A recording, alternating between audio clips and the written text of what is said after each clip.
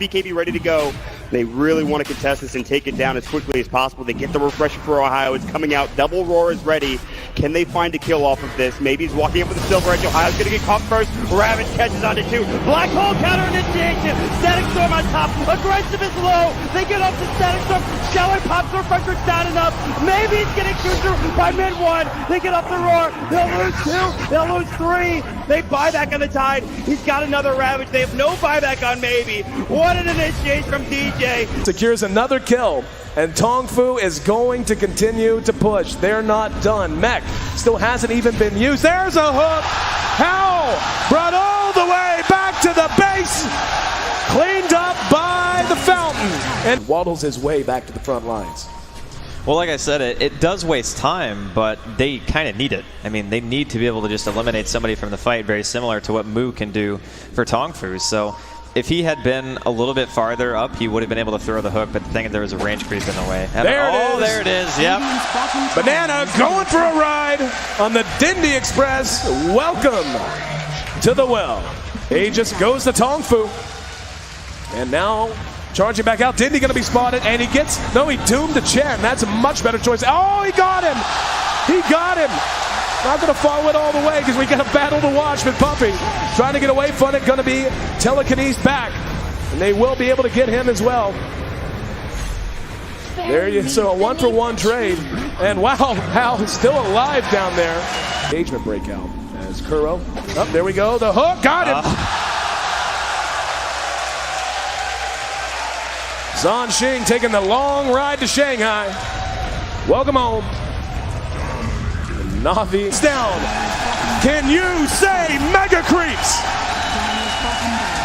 Navi, he got him. One more. This is what you call one for the road. Man, I can't. The game for IG. Who leads the way? I believe it should be Zoe. They're gonna cut for the shorter path. They storm up the river. Patience from Zoe. Waiting in the wings. Navi's about to be caught. Oh, there's the sleep. The surge. He catches everyone. Oh, this could be a total disaster. Vacuum in. Ravage on everyone. The black hole as well. Light of heaven turns it around. Ravage as well. Stolen by Dendy. Are you kidding me? They turn it around. 4 heroes dead. 4 heroes dead. Chuan trying to survive. Chuan's gonna go down. Puppy talked about the Naga counter. It's Light of Heaven with this BKB. They turn it around. I don't even know how they're gonna do it. Standing ovation from the crowd. The last tower will be going down. Start the fight with that global and just try to blow up and get on top of that Zeus right away. Get into that backline. I mean, the Rubik and the Zeus are really starting to be quite an issue for them. Chalice is in with the opener, straight in with the lasso. The tower will fall, but they'll drag back the Amber Spirit into the torrent, cut him down with the Tidebringer. He's dead, but on the side, they find Arme. Arme's dead for 60.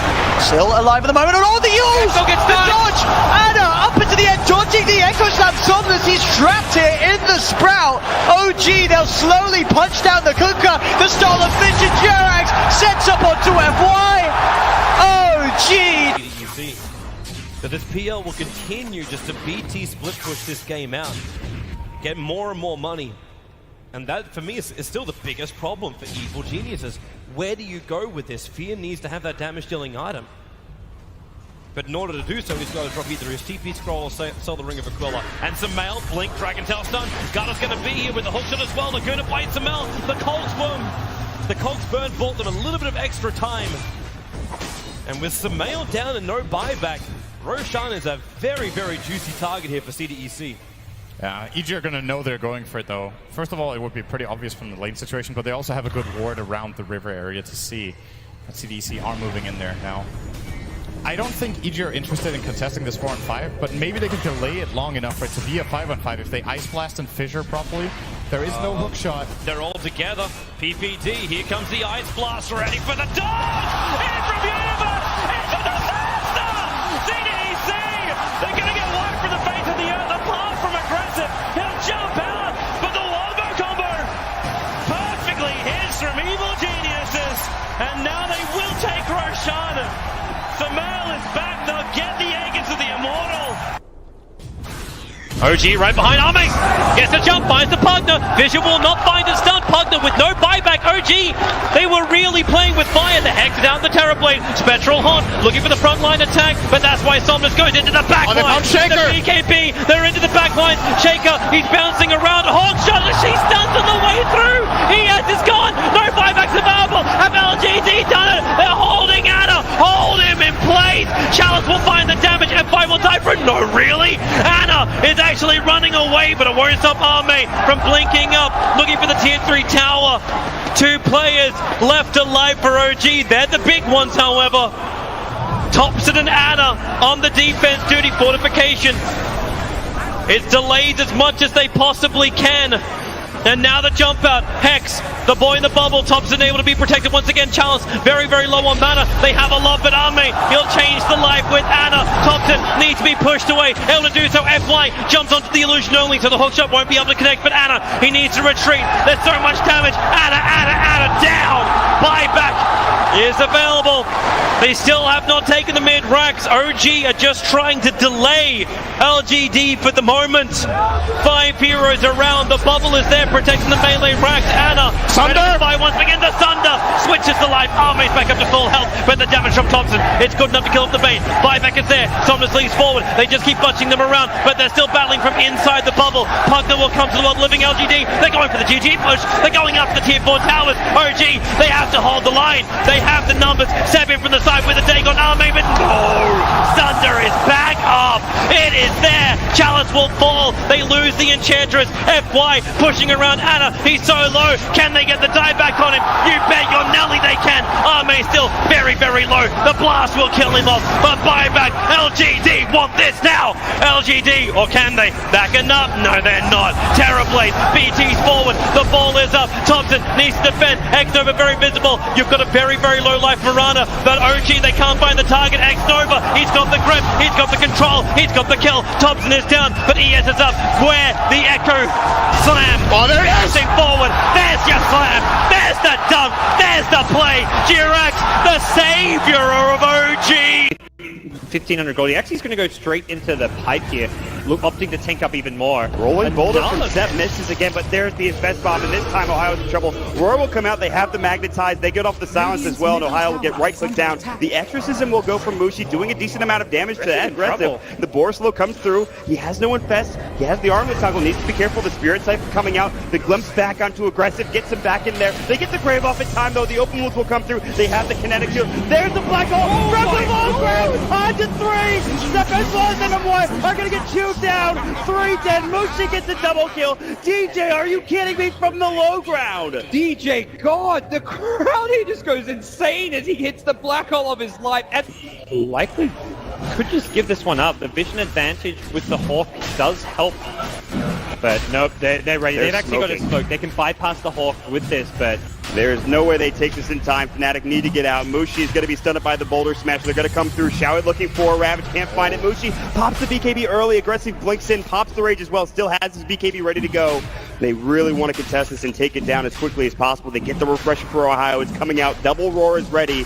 Can they find a kill off of this? Maybe he's walking up with the Silver Edge. Ohio's going to get caught first. Ravage catches onto 2. Black Hole counter initiation. Static Storm on top. Aggressive is low. They get up to Static Storm. Showit pops the refresher down and up. Maybe he's getting chewed through by mid 1. They get up the Roar. They'll lose 2. They'll lose 3. They buy back on the Tide. He's got another Ravage. They have no buyback on Maybe. What an initiation from DJ. Secures another kill, and Tongfu is going to continue to push. They're not done. Mech still hasn't even been used. There's a hook. How? Brought all the way back to the base. Cleaned up by the fountain. And waddles his way back to the front lines. Well, like I said, it does waste time, but they kind of need it. I mean, they need to be able to just eliminate somebody from the fight, very similar to what Mu can do for Tongfu. So if he had been a little bit farther up, he would have been able to throw the hook, but the thing is there was a range creep in the way. There it is. Yep. Banana going for a ride on the Dindy Express. Welcome to the well. Aegis goes to Tongfu. And now charging back out. Dindy going to be spotted, and he doomed the Chen. That's a much better choice. Oh, he got him. He got him. Not going to follow it all the way because we got a battle to watch with Puppy. Trying to get away from it, going to be telekinesed back. And they will be able to get him as well. There you so a 1-for-1 trade. And wow, Hal is still alive down there. Engagement breakout as Kuro. Oh, there we go. The hook got him. Zhang Xing taking the long ride to Shanghai. Welcome home. Navi is down. Can you say mega creeps? Navi, he got him. One more. This is what you call one for the road. Man, I can't. The game for IG. Who leads the way? I believe it should be Zoe. They're going to cut for the shorter path. They storm up the river. Patience from Zoe. Waiting in the wings. Navi's about to be caught. Oh, there's the sleep. The surge. He catches everyone. Oh, this could be a total disaster. Vacuum in. Ravage on everyone. The black hole as well. Light of heaven turns it around. Ravage as well. Stolen by Dendy. Are you kidding me? They turn it around. 4 heroes dead. 5 heroes dead. Chuan trying to survive. Chuan's gonna go down. Puppy talked about the Naga counter. It's light of heaven with this BKB. They turn it around. I don't even know how they're gonna do it. Standing ovation from the crowd. The last tower will be going down. Start the fight with that global and just try to blow up and get on top of that Zeus right away. Get into that backline. I mean, the Rubik and the Zeus are really starting to be quite an issue for them. Chalice is in with the opener, straight in with the lasso. The tower will fall, but they'll drag back the Ember Spirit into the torrent, cut him down with the Tidebringer. He's dead, but on the side, they find Arme. Arme's dead for 60, still alive at the moment. And oh, the use! The dodge!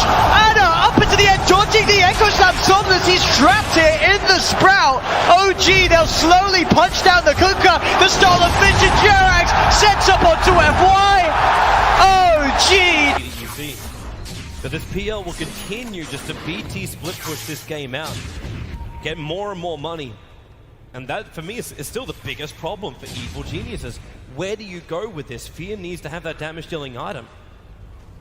But in order to do so, he's got to drop either his TP scroll or sell the Ring of Aquila. And Samel, blink, Dragon Tail stun. Garda's going to be here with the hookshot as well. They're going to bite Samel. The Colt's burn bought them a little bit of extra time.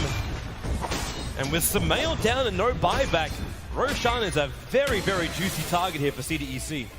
Yeah, EG are going to know they're going for it, though. First of all, it would be pretty obvious from the lane situation, but they also have a good ward around the river area to see that CDEC are moving in there now. I don't think EG are interested in contesting this 4-on-5, but maybe they can delay it long enough for it to be a 5-on-5 if they Ice Blast and Fissure properly. There is no hook shot. They're all together. PPD, here comes the Ice Blast, ready for the dog! In from Universe! It's a disaster! CDEC! They're going to get wiped from the face of the earth, apart from aggressive. He'll jump out, but the wombo combo perfectly hits from Evil Geniuses. And now they will take Roshan. Samel is back, they'll get the egg into the Immortal. OG right behind Arme. Gets a jump, finds the partner. Vision will not find the stun. Partner with no buyback. OG, they were really playing with fire. The Hex down the Terrorblade. Spectral Haunt looking for the frontline attack, but that's why Somnus goes into the backline. The BKB, they're into the backline. Shaker, he's bouncing around. Hawk shot, she stuns on the way through. ES is gone. No buybacks available. Have LGD done it? They're holding Anna. Hold him in place. Chalice will find the damage. F5 will die for it. No, really? Anna is actually running away, but it won't stop Arme from blinking up, looking for the tier 3 tower. 2 players left alive for OG. They're the big ones, however. Thompson and Anna on the defense duty. Fortification. It's delayed as much as they possibly can. And now the jump out. Hex, the boy in the bubble. Thompson able to be protected once again. Chalice very, very low on mana. They have a lot, but Arme, he'll change the life with Anna. Thompson needs to be pushed away. Able to do so. FY jumps onto the illusion only, so the hookshot won't be able to connect. But Anna, he needs to retreat. There's so much damage. Anna down. Buyback is available. They still have not taken the mid racks. OG are just trying to delay LGD for the moment. 5 heroes around the bubble.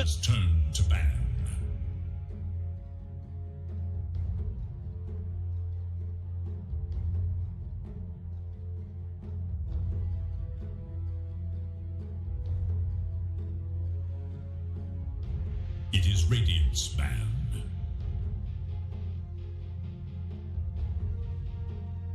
It is Dire's ban.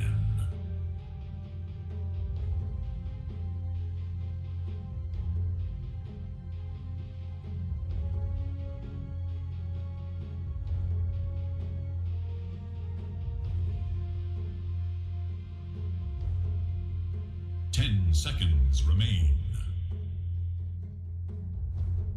5 seconds remain. Oh no. Radiant must choose. We go live in 5, 4. We're back. Hello. Why am I not? Why am I? There it is. I don't know what that was. Hello, folks. Welcome back. Game 1 of Series 2. If the ready to get underway. Bait versus Khan. Bait versus Series. I mean, I'm not gonna lie. I would be exhausted after that. I mean, I'd be instantly just like reaching out my fridge for the monster, and I'd be doing a little bit of rejuvenation. I'd be getting that crack.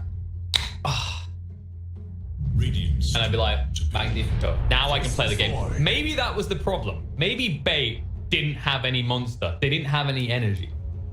Because they did look a little bit fatigued towards the end of that second game. It looked like they were willing to give anything, take anything that would be given. 10 seconds. Dire's turn to pick. Sven stands ready. Maybe morale fatigue right now. Yeah, morale fatigue. I'll do that one. We are gonna see a different approach, at least now, by Bait. Longer with the Faceless Void or the Phoenix. I feel like I'm kind of happy about the fact that they don't get 5 seconds. It feels like it hasn't really worked out for them, so trying something new. IO Sven. I mean, yeah, they might have taken the Faceless Void if they could have got it, right? But look, this is how Khan makes it work. Straight away, how about we just get something that means you don't necessarily need to build a Midas on a face? That's definitely 10 seconds remain. I quite like it. It's really good on these tier 2 teams, right? Because like I feel like Magnus simplifies your draft approach so much, right? Yeah, I mean, I feel like it's honestly just this strategy that's been really for quite a while, I think. Like, having this one agility hero with Magnus, it makes the game so easy to play, right? I think that's something, almost no matter how good a team you are, it always feels good to have this straight up combo that just farms really fast and that scales very well. Yeah, I think we saw Hellraisers when I was casting yesterday. They gave it Phonic twice. He didn't necessarily have the best performances in himself, but it was the way the heroes simplified their draft. I think in the game they won, they were using a Chaos Knight as an example. Like all these heroes, that inherently their weaknesses and the balance point is in fact, you don't have a farming mechanism built to your hero from like moment 1 in the game. Magnus kind of breaks that philosophy, right? Like heroes that are balanced on that notion suddenly I just get a free Battle Fury because Magnus has Empower. Magnus also has ridiculous team fight, is a bulky boy that can sit on the lane, do what he wants, and we've seen it time and time again. Even if he loses his lane, what does he do? He just goes, okay, well, I've got Empower, I'm gonna go jungle instead. Yeah, and it's also, the fact that you carry don't have to buy this Battle Fury instead, this 4,000 gold. Like, first of all, of course, faster, but it's also the fact that get to buy your next set of items or other set of items that just let you farm faster anyways.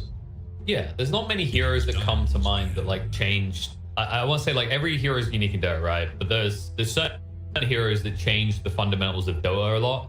So the more trolly obvious one is Techies, right? Like Techies changes your complete approach to the No, for sure, there are heroes like Alchemist, Techies, all these heroes, they kind of change the seconds. Yeah. And Mag is a different category, right? Where it very much changes the game, by making other heroes like weaknesses, like early like issues disappear inherently because in power. Yeah, I mean, it just lets you get to late game so much faster. Go so well. Like discount Alchemist. But yeah, but not even, because the thing is, he kind of makes your hero stronger, right? Like Alchemist falls off, whereas generally I would say Magnus lineups, they generally keep scaling. Magnus also becomes a strong hero, right? The RP goes to power, so you're shoving lanes quickly and have some skewer plays potentially later on stage. But in fairness, they are against this Sven IO, right? And we've seen Sven on the rise for good reason. Oh yeah. This hero is, I mean, he's got built-in cleave already, right? He's got that farmer mechanism we've been saying other heroes are missing. Feels like the heroes may be decent before, but ever since the Ags introduction, like now you don't go to the blink, you get the extra stats, and you have a really solid initiative. Yeah, I mean, the Sven definitely. I think OG's played quite a bit of this IO, and it has looked pretty scary. I think that like something of nightmares. Yeah, they also they run it in the mid sometimes. A lot more teams are starting to do that as well, where you kind of just rush the Ags, and it does more or less give you what you need in that mid. Yeah, so right now Bait are quite heavily in the damage, and Wire come out there. Well, I think now it's up a little. 5 seconds. Magic damage and get the ball rolling. More physical. If you click them hard enough, they just die, Pycat. That's how the game works. Yeah, I mean, yeah, okay. More physical. Phantom Assassin. There we go. That's the thing I like to see. Alright, and Slardar. You round it out with Slardar. Bam. Slardar's banned, but otherwise, yes, very good choice. I think you need some kind of mixture here between the damages. It also makes it easier to kill the engine driver, and also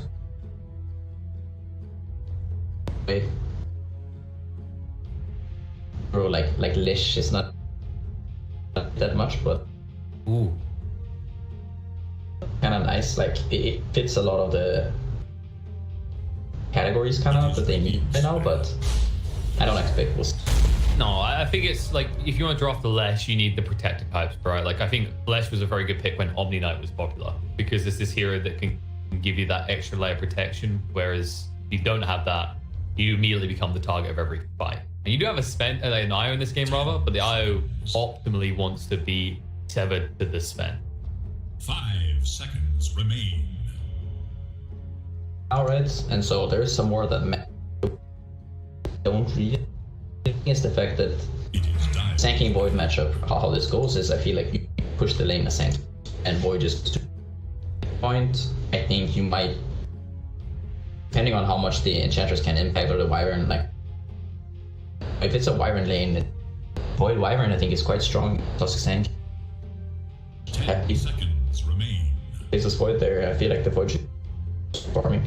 5 seconds. I'm not 100% sure about the Sanking pick. It does let them play kind of fast, you know, they have some, at least they have like these stuns, then and Sanking, and you know, Tusk also has stuns and some stuff, so they definitely have spells to be able to play the game this way.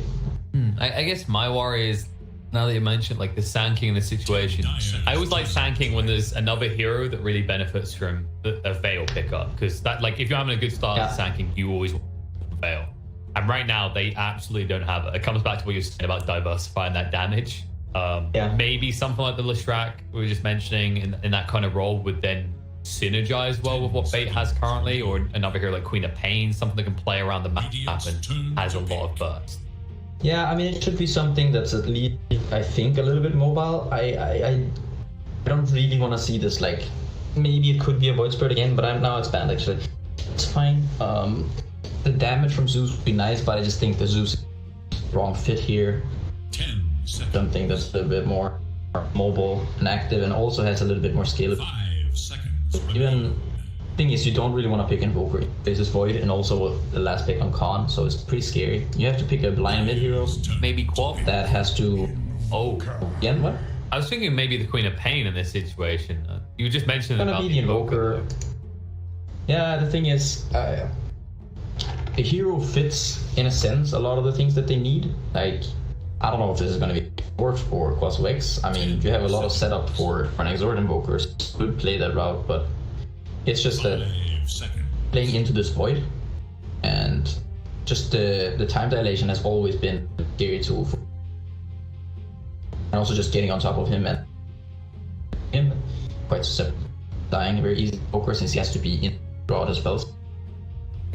But it's kind of nice because, you know, it lets the Sven scale even better. Like, you can add the Alacrity on top, you know, the Invoker also scales. It's a fast lineup, right? It's a very, like, mobile, tanking with the Blink and the, you know, the Burrow Strike, Invoker, just general fast hero, Sven with Wisp.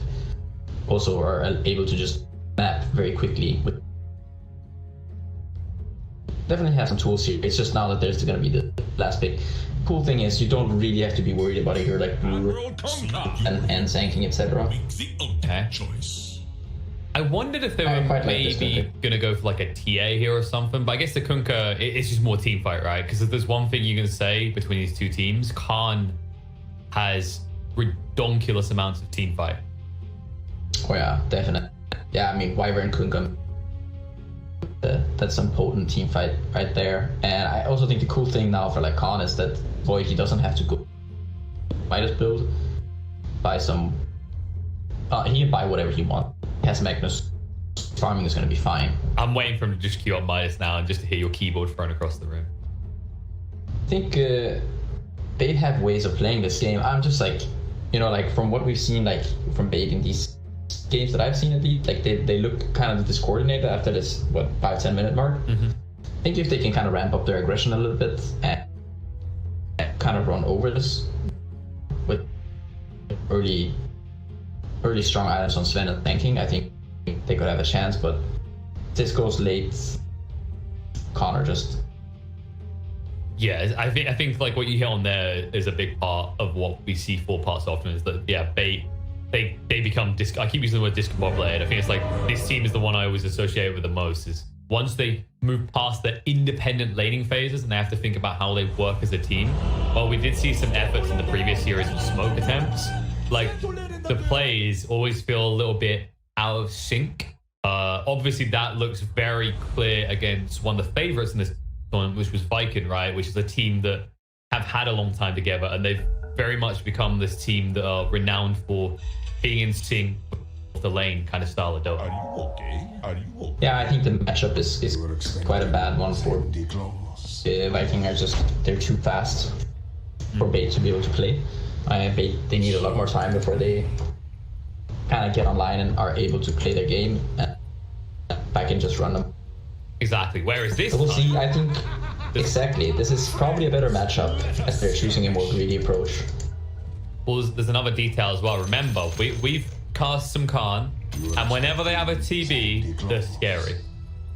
But, oh yeah, that is for sure. The naive TB. But the other games we've seen from them been a little bit wonky. They aren't the cleanest of teams when it comes to their execution.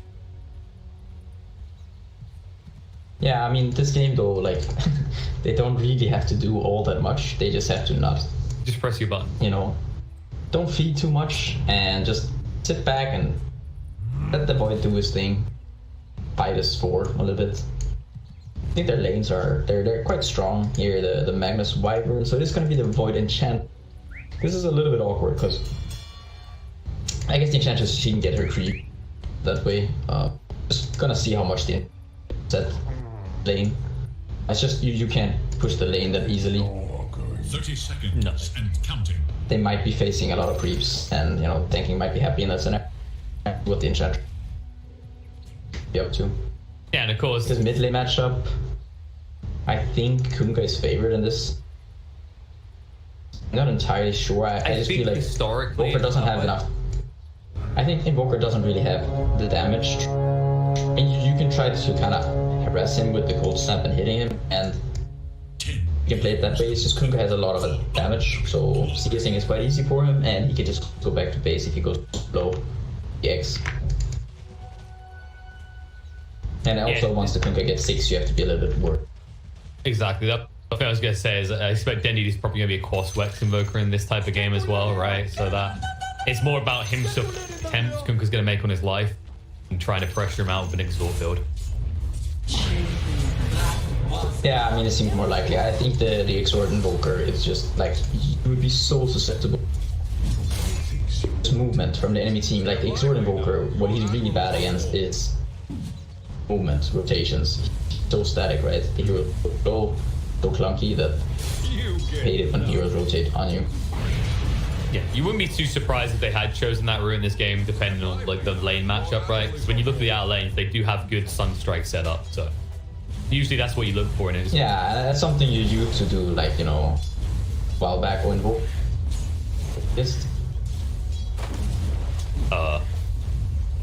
he's just preparing for that 1 minute mid rotation from the entirety of Khan. As I talk about that in the top lane, Khan now are able to find a head, one that belongs to Sankey. And that's a Time Walk Void who didn't even use Time Walk going down there. Time can get back up from his tusk, but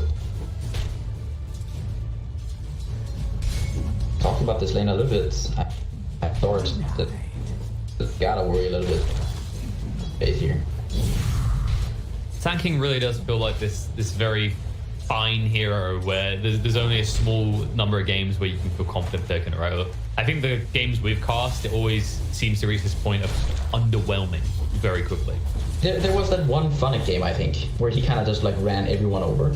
Oh yeah, there's like double melee, right? He's like, oh, great, I'm just gonna like stun into Caustic Finale burst you to half HP every time.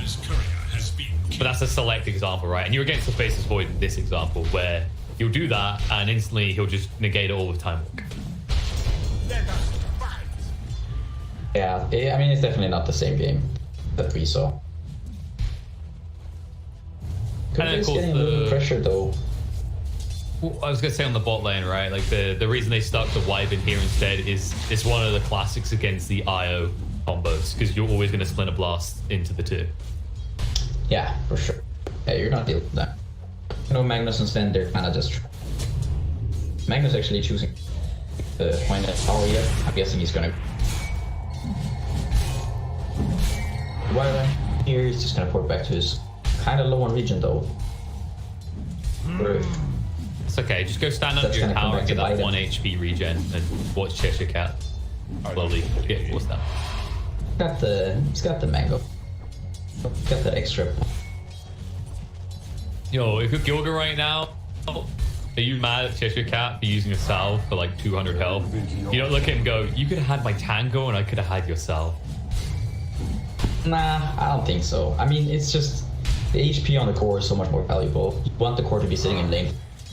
If you feel like you can't sit there because you're, you know, X amount of HP, then, you know. Now he's gonna get bottled anyway. It's just core HP is more efficient at this point, you know. You want to be able to sit in the lane and farm, and if you can't do that, then run happy.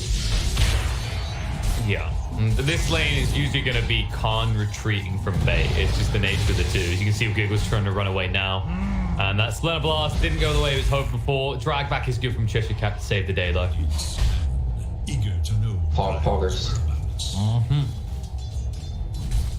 But to use the Funnick Magnuses, we tell you all about Cheshire Cat Magnuses. I'm gonna have some mid. Yeah. Yep. Mio Gallo. There's not all the venom though on Tusk. Exactly, and he's got very fast, so he's like... Damage is just not enough. With the double brazier on the Kunkka now, I mean, he's just gonna go back to the lane. He knows they use bells. There's a mango on the Tusk. Might still be enough. But you really wish you had a... Get in there, and now he's gonna get solved, and he's just... Yeah, you wish you had like 2 points in tag team right now, but it's just the nature of these lanes. He actually needs every utility at his disposal to even get on targets.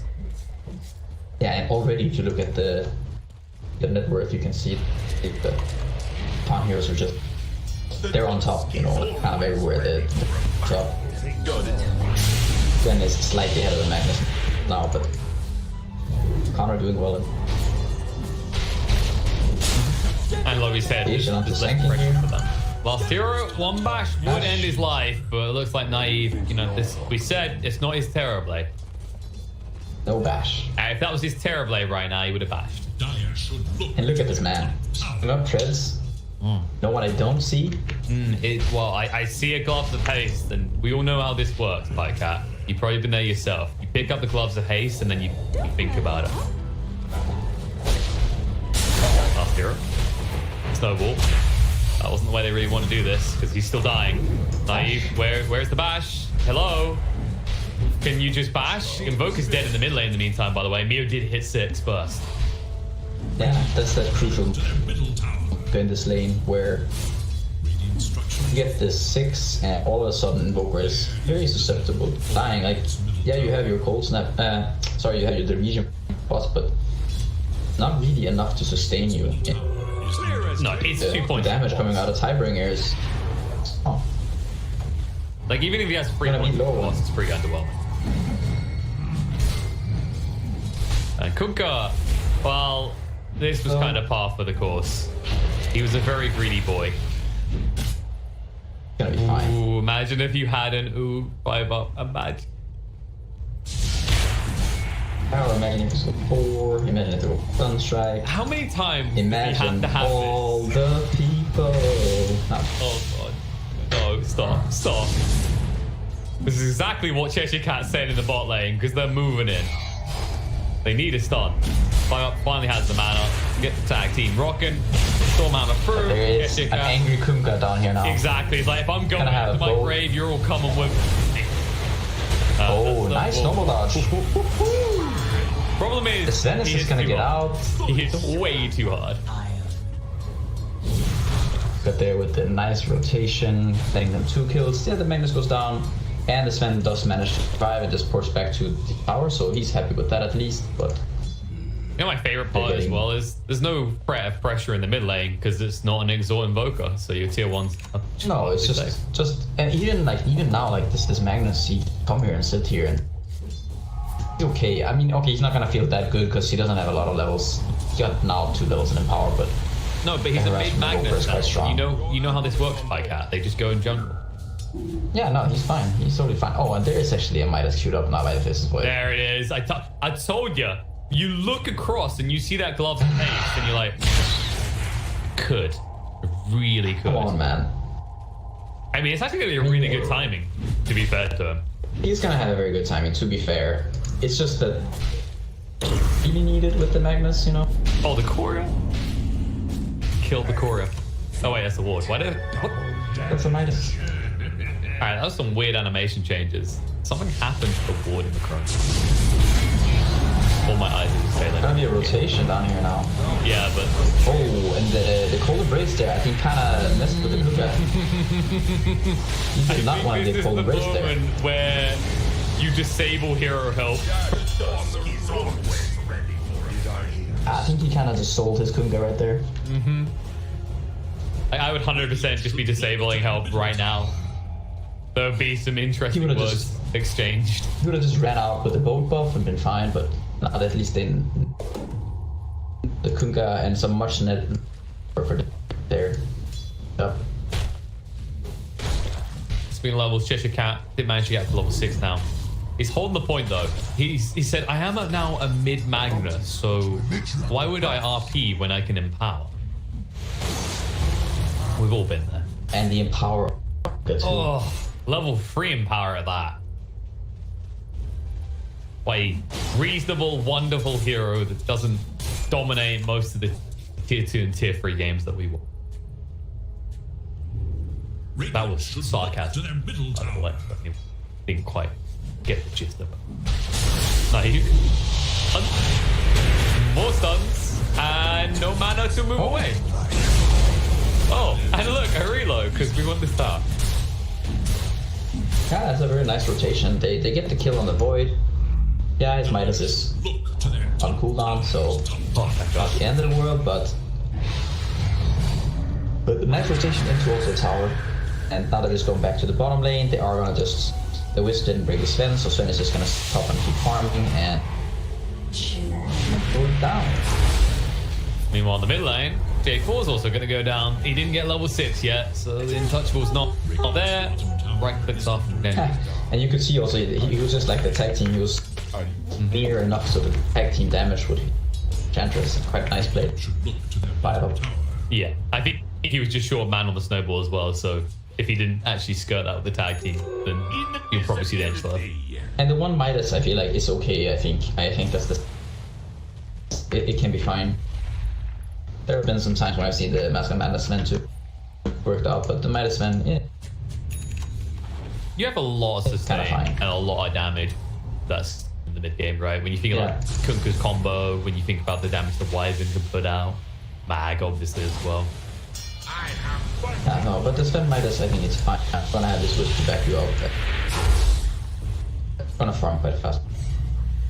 Oh, you mean the I thought you were talking about the Void one still. Oh, no. I'm on the snap. Nice. Alright, you moved on. You're like, because I know that. Yeah, I can't keep harping on the Void. Really hurt you. Like, deeply offended you. To be fair, the last one, it was kind of different. The last one was a lot later. It was so far behind. Yeah, it was such a slow Midas, and it's also in a position where they're really losing. Like this one, at least they're up on gold, right? They're doing fine in the game. They're gonna be able to buy enough time for this game to going, right? Because the thing is about Bait is they're also not really a high tempo team. They play games very slowly. They like to sit back and not do too. Kind of just wait for the games for later. Up here, try to find the Kunkka here, but it seems like... Oh snap! EMP, reload is coming in. He does get the bow out, and now the win is cursed, but it doesn't catch on the Crystallis. Mio, still alive for the moment, but he needs some reinforcements. Cheshire Cat does come in with the RP, only connects onto one though. Fishman sidesteps it. And all of a sudden, the Chrono on the back line. Naive does arrive, onto the Invoker. He needs follow-up damage though. The Torrent's going to be there. He's invis, and nobody brought detection. Moving across now, but yep, Yoga can't get close enough for the Dust play. They just have to go for the X on the Tusk, which is going to be dodged out by the Snowball anyway. But inevitably, he will be able to just move away or not. Nope, Cleave too big. Regeneration. Pretty close call. He almost made it, and then it's going to be quite close at least. Those are some nice levels. He's already. Also, you use everything on the side of Khan, right? Like if you look at that and you're like. Oh man, we did smoke as 2 on the side of Bait, but they used every ultimate. You gotta be happy. Yeah, I think it's fine. Not the end of the world. Gonna see Void now. He's gonna get treads. He's got the treads Midas with the Empower, so maybe ramping up now. Where do you think he's gonna go next in this type of game? Like, do you think the BKB is the imperative, or do you just go for like stats, bulk up? I could see him go for some casual item before he goes into BT. What about this casual item? I feel like part of me is saying no, Naive, no. The Maelstrom, is it? Like, yeah, no, I don't know. No. I don't know. Personally, I'm not really a huge fan of. I think it can be okay. Mio's in trouble. He didn't get the bow out. He's gone. Epicenter was good. The blink usage is on point from last hero, and the winner's curse is not going to be enough to bring down the Tusk. 5-Up's going to walk this one off. They'll just turn around and start wailing on the tier 1 tower. The disarm from Dendy ensures J4 can't close that kill. Nice kill there onto the Kunkka. And they're just going to reload back with the Sven and keep farming. It's going to be pretty happy on that Sven now. He looks like he's going for the Echo Saber into BT. So he's going to be active a lot quicker than Faceless Void is what I heard. Yeah, the Faceless Void, I think the item choices here is... Yoga? There's going to be initiation on mid. Snowball in. Mio is here though to try and save the day. The Wyvern is gone. Vengeance will be had on Tusk. 5-Up has no way out. Get out. Yeah, I mean, so the Void... the one thing is, like, you're not getting that much value, I feel like, out of this power or whatever, right? Yeah, you get some value out of the attack speed of the Midas, but generally you just want to pad with stats. Power, but maybe he feels like they need a bit more magical damage, he just wants farming fast. I feel like you could make a case for him going for some other items too, but gonna be... The way things are going in this game, I think it's gonna be fine. I think if Bait were to play a little faster, I feel like this build might put you in a little bit of trouble, but Yeah. They are not known. Yeah, like you highlighted earlier. Get away with it. I think it's all about perspective as well. Okay, like for example, in this situation, when I see this item choice and I'm like not sure about it, I always go, what's better than Dagon?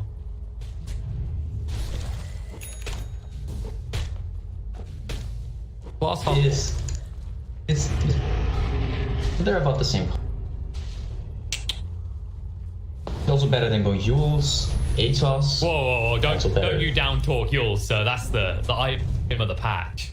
On Void? On every, no, just in general. The Yules into Chrono combo, so you can buy a little bit more time for your allies to catch up. Because you time walk and you're like, oh, now I'd have to run across my Chrono to reach the other side. If I could use them, run across, Chrono perfectly, bam. And then they're close to my team. Problem solved. Nah, I just think in general though, Both up here. Yules, especially when you consider stats resistance, right? It's the fact that Yules last 2.5 seconds and there's no way to stop that. Other than like purges from an oracle.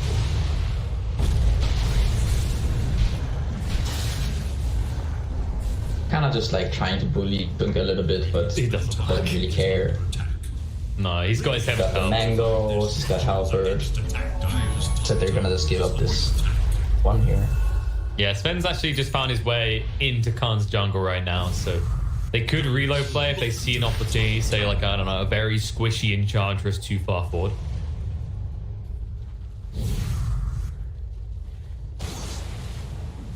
And I don't know if, no, Mag has he got the blink coming out? I don't think he's rushed it. Yeah, he has, there it is. It's on its way out now, so Khan will get ready to make a play with this. Sorry, excuse me, there's someone at the door. Oh, okay. Hopefully it's his monster delivery. I'm waiting on mine, folks. Oh. I'm due a big ass batch of mango logo. Oh. Something so fruity about beverages. And Poe really wasn't kidding when he was talking about how slow he likes to play though. Like they are just delaying this constantly around the mid. That's all Dendy's able to do right now. It means he's just stuck. Not really gaining too much out of the map.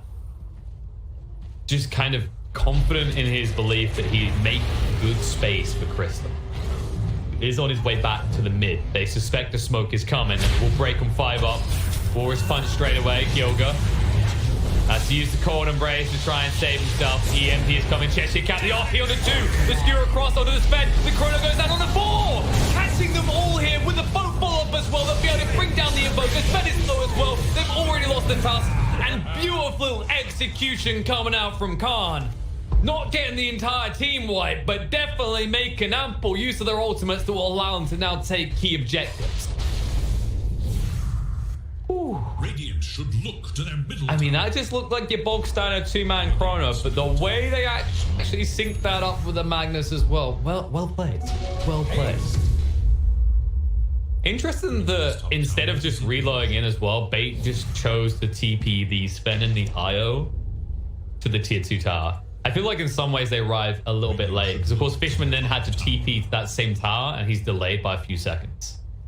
Which, if you imagine an IO like there with the overcharged tether straight away, Sven, bulky boy, almost 2k HP, you could maybe see him survive long enough to make some sort of response. Instead, when he gets out of that Chrono, he's already feeling dead. That's the run. Radiant's top tower is under attack. You know the best part about having the cameras is, folks, is that I can see if my co-caster is back and just trolling me. I can tell he's not back. Mid? Chris. Okay, it didn't matter. We won't talk about where that stun flew. Didn't matter. I think that was one of those kind of nerdy min-max moments where, as like the Sven, you're like, oh, well, if I throw a Storm Hammer at the creep, which is closer than Hero, it's going to make contact sooner, so there's no chance that the Magnus can do anything. Really quick move from Bait, by the way. This is what they've been waiting for. We lacked it on the Sven with the gold strength as well. There's no real way for Khan to do anything about this Roshan because they used so many of the resources in the previous battle. And when the Magnus is gone, like, you see how confident Bait feels in comparison to when he's lurking. Immortality. But his fate will always be rise again. It's gonna be interesting to see how much now Bait plays on the dark side of the map. As I think up to now, most of these fights have been on the Khan side, on the Bait side rather of the map. Like Khan are constantly trying to bring it to them. And credit to Bait where credit is due. Like with all that pressure constantly on their side of the map, they've done a damn good job of minimizing the structural damage, right? Only losing 2 tier 1s and actually taking 2 tier 1s comparison.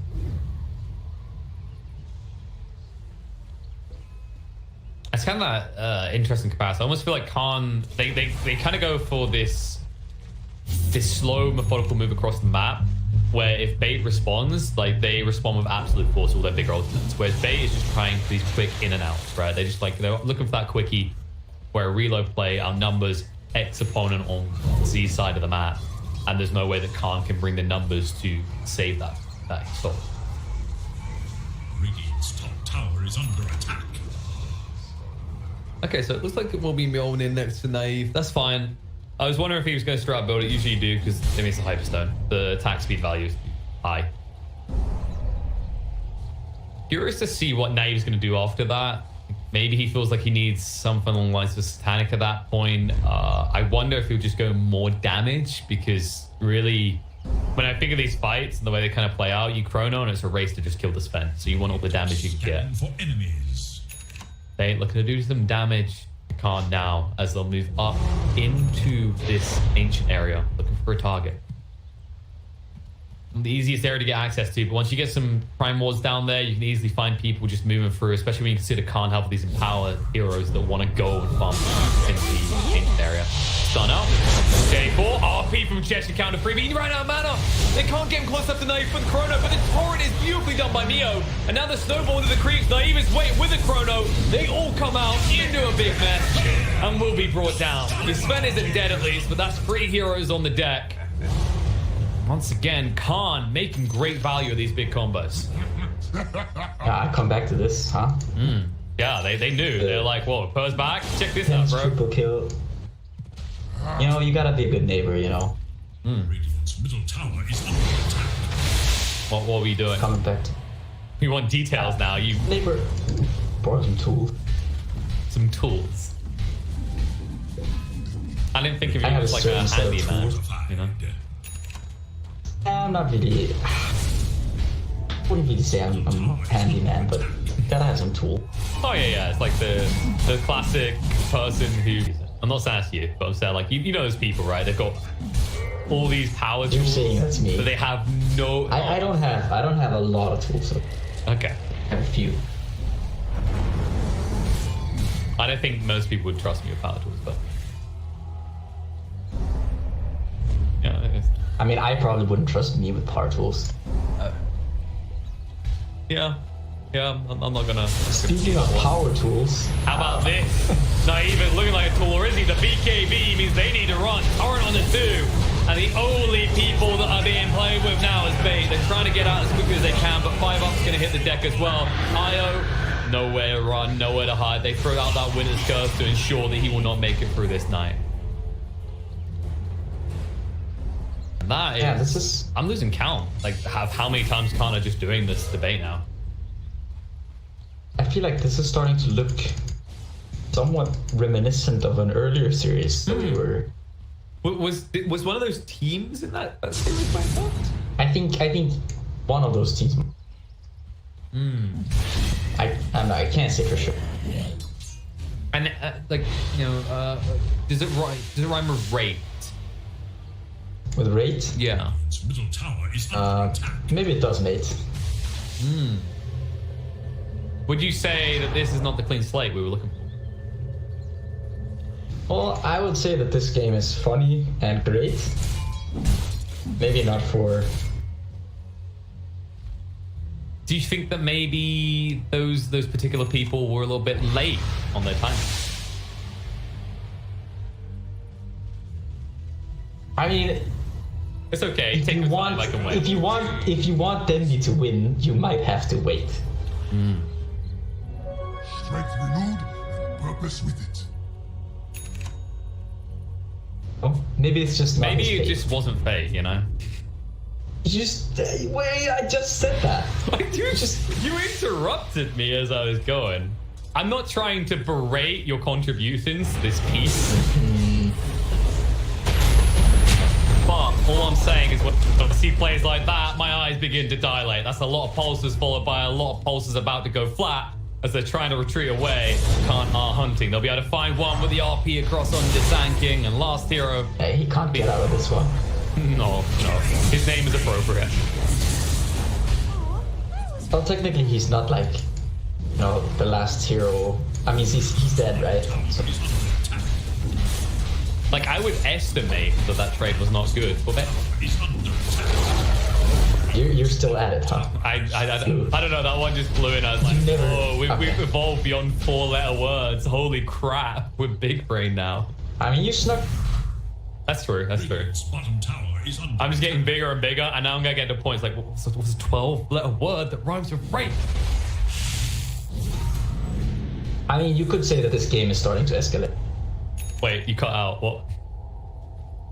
Could say that the game is starting to escalate. But what I want to see is this going to be the outcome that we anticipate. Yeah, but maybe looking at their drafts, they have to, you know, figure something out to configure it. You know, I'm not gonna lie though. I feel like once we get past the 10-minute mark, it's hard to see how the left side team are able to participate. How far is too far? How far is too? We haven't even reached 10 letters yet. Come on. We haven't even gotten started.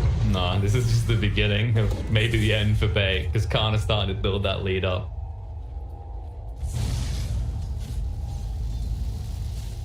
The confidence on Naive right now is like, oh, there's the IO. Smacked his balls in.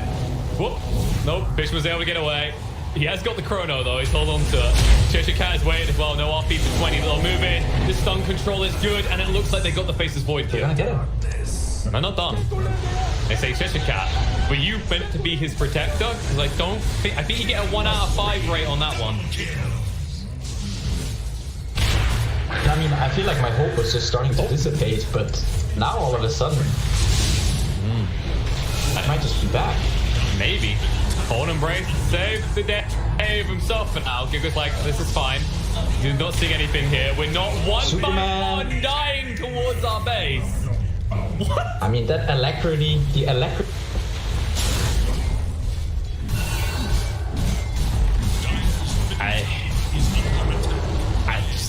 I mean, it's. I'm not gonna lie. I don't want to do this thing where you go, oh, tier 1 team would do this, but it is that classic kind of feeling when you see like. No, you're supposed to be like. You're supposed to be like. Yeah, I don't want to be. I don't want to do this where a tier 1 team wouldn't do this.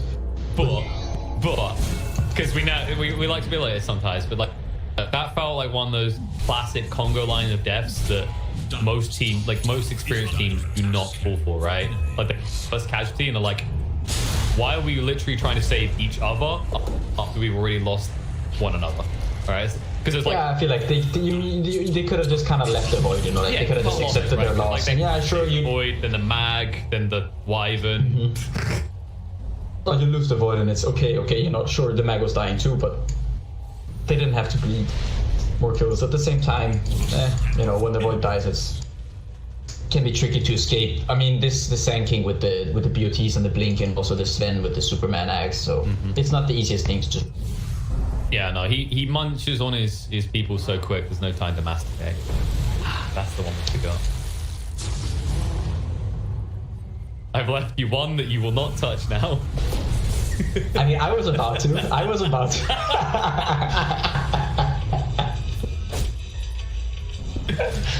Your move, your move. Come on now. Sorry, I know in the grand scheme there's going to be some people in Twitch chat that will feel a little bit irritated. I needed to do Nah. Yeah, that's right. That's like, I could maybe construct this sentence better, but that's reaching. Sorry, chat. I didn't mean to irritate. There we go. Ha ha ha! If the use of the word wrong to the use of the word right. All right? But how does Bait write this game? Because I don't want to underrate what they've done, but they were kind of handed that last situation. Is this one of the first casts that's like, I mean, it hasn't solidly been in Rive, but you know, I feel like it's not that common. What, to have what Bait not outright losing by 20 minutes, or to have like this? That is also very uncommon for sure. But I was, you know, more the play on. Yeah, the back and forth, right? Like, I mean, I don't know, because everything comes in circles, right? So you go past the point of acceptable to what people like to refer to as cringe. But then if you really push past cringe, if there's something I've learned from, like, I think Jake is great at this, right? Like he takes it so far, he comes back around and he's in the glory zone. Yeah, and then he's back into kind of awkward, and then. Speaking of the back side of Khan has been found, but the chrono goes down. Gilga's still alive for the moment, but the karate chop through will end him. They're going to try and get him out, but the RP ball from Cheshire Cat is so good. It brings them down, and Bait once again exactly that to themselves. They're like, we had this backstab, it looked bloody amazing, and then it just looked bloody. Yeah, the Io tried there to get out of the chrono, but he got stuck inside the chrono, so he didn't really time it properly. He could have, of course, brought the Sven out of there, and I think it looked quite different if he manages to do that. But he did not able to, so big fight win there for Khan here.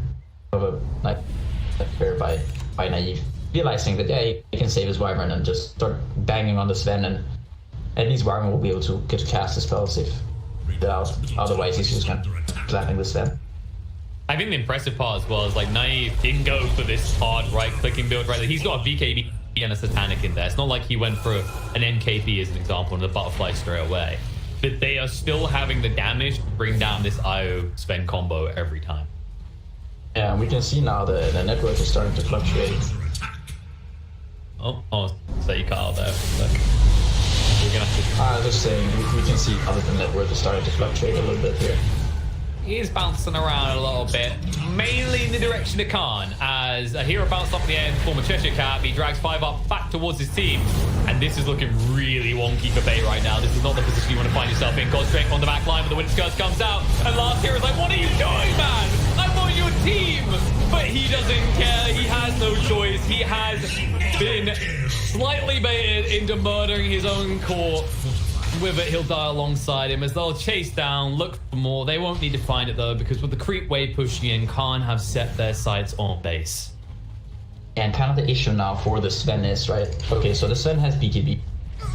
It's all nice and good. Yes, there's a crawl, and it's a 5-second duration. There's an RP, which has now almost a 4-second duration, and there's a Winter's Curse with a 5.5 second. The Sven is just, they can just stop him from hitting Kali's BKB, and after that they can kind of just lock him down, right? There's the Halberd from the Kuga.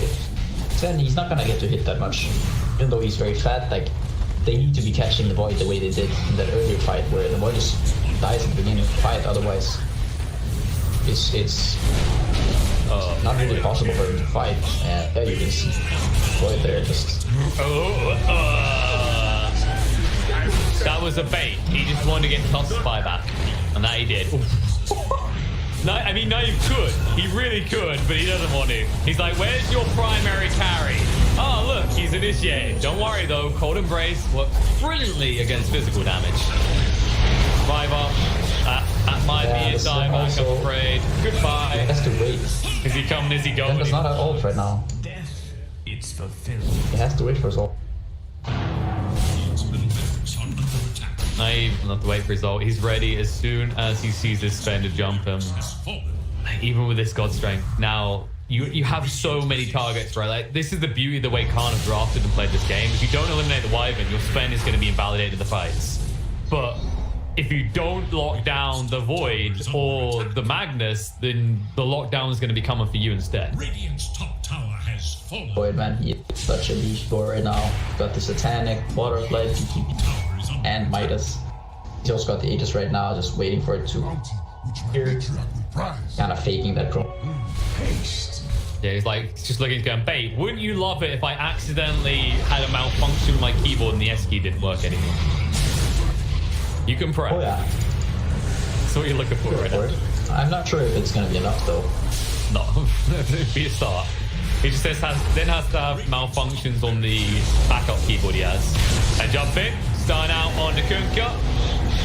And the Yule's going to be there. The column race to heal up. Mio, Chrysalis hasn't used the BKB just yet. The BKB, Mio does get activated. Faces voice stunned up, but he's not out yet. The Epicenter's zone out the back of the fight. And Gil goes trying for the Winter's Curse, but the cold snap sorts to do it. And Chrysalis chasing down, looking for the kill, gets the exit. Now the Winter's Curse is going to come out. The Bo2 is stun him up as well. Sven getting extremely low here, but stays alive for the moment. They get rid of the Aegis, but he's gone. Down for 75 seconds, so they're going to lose more heroes now. The boats are coming through. Sanking tries to retreat. The Chrono connects onto the primary targets, and Boca gets brought down.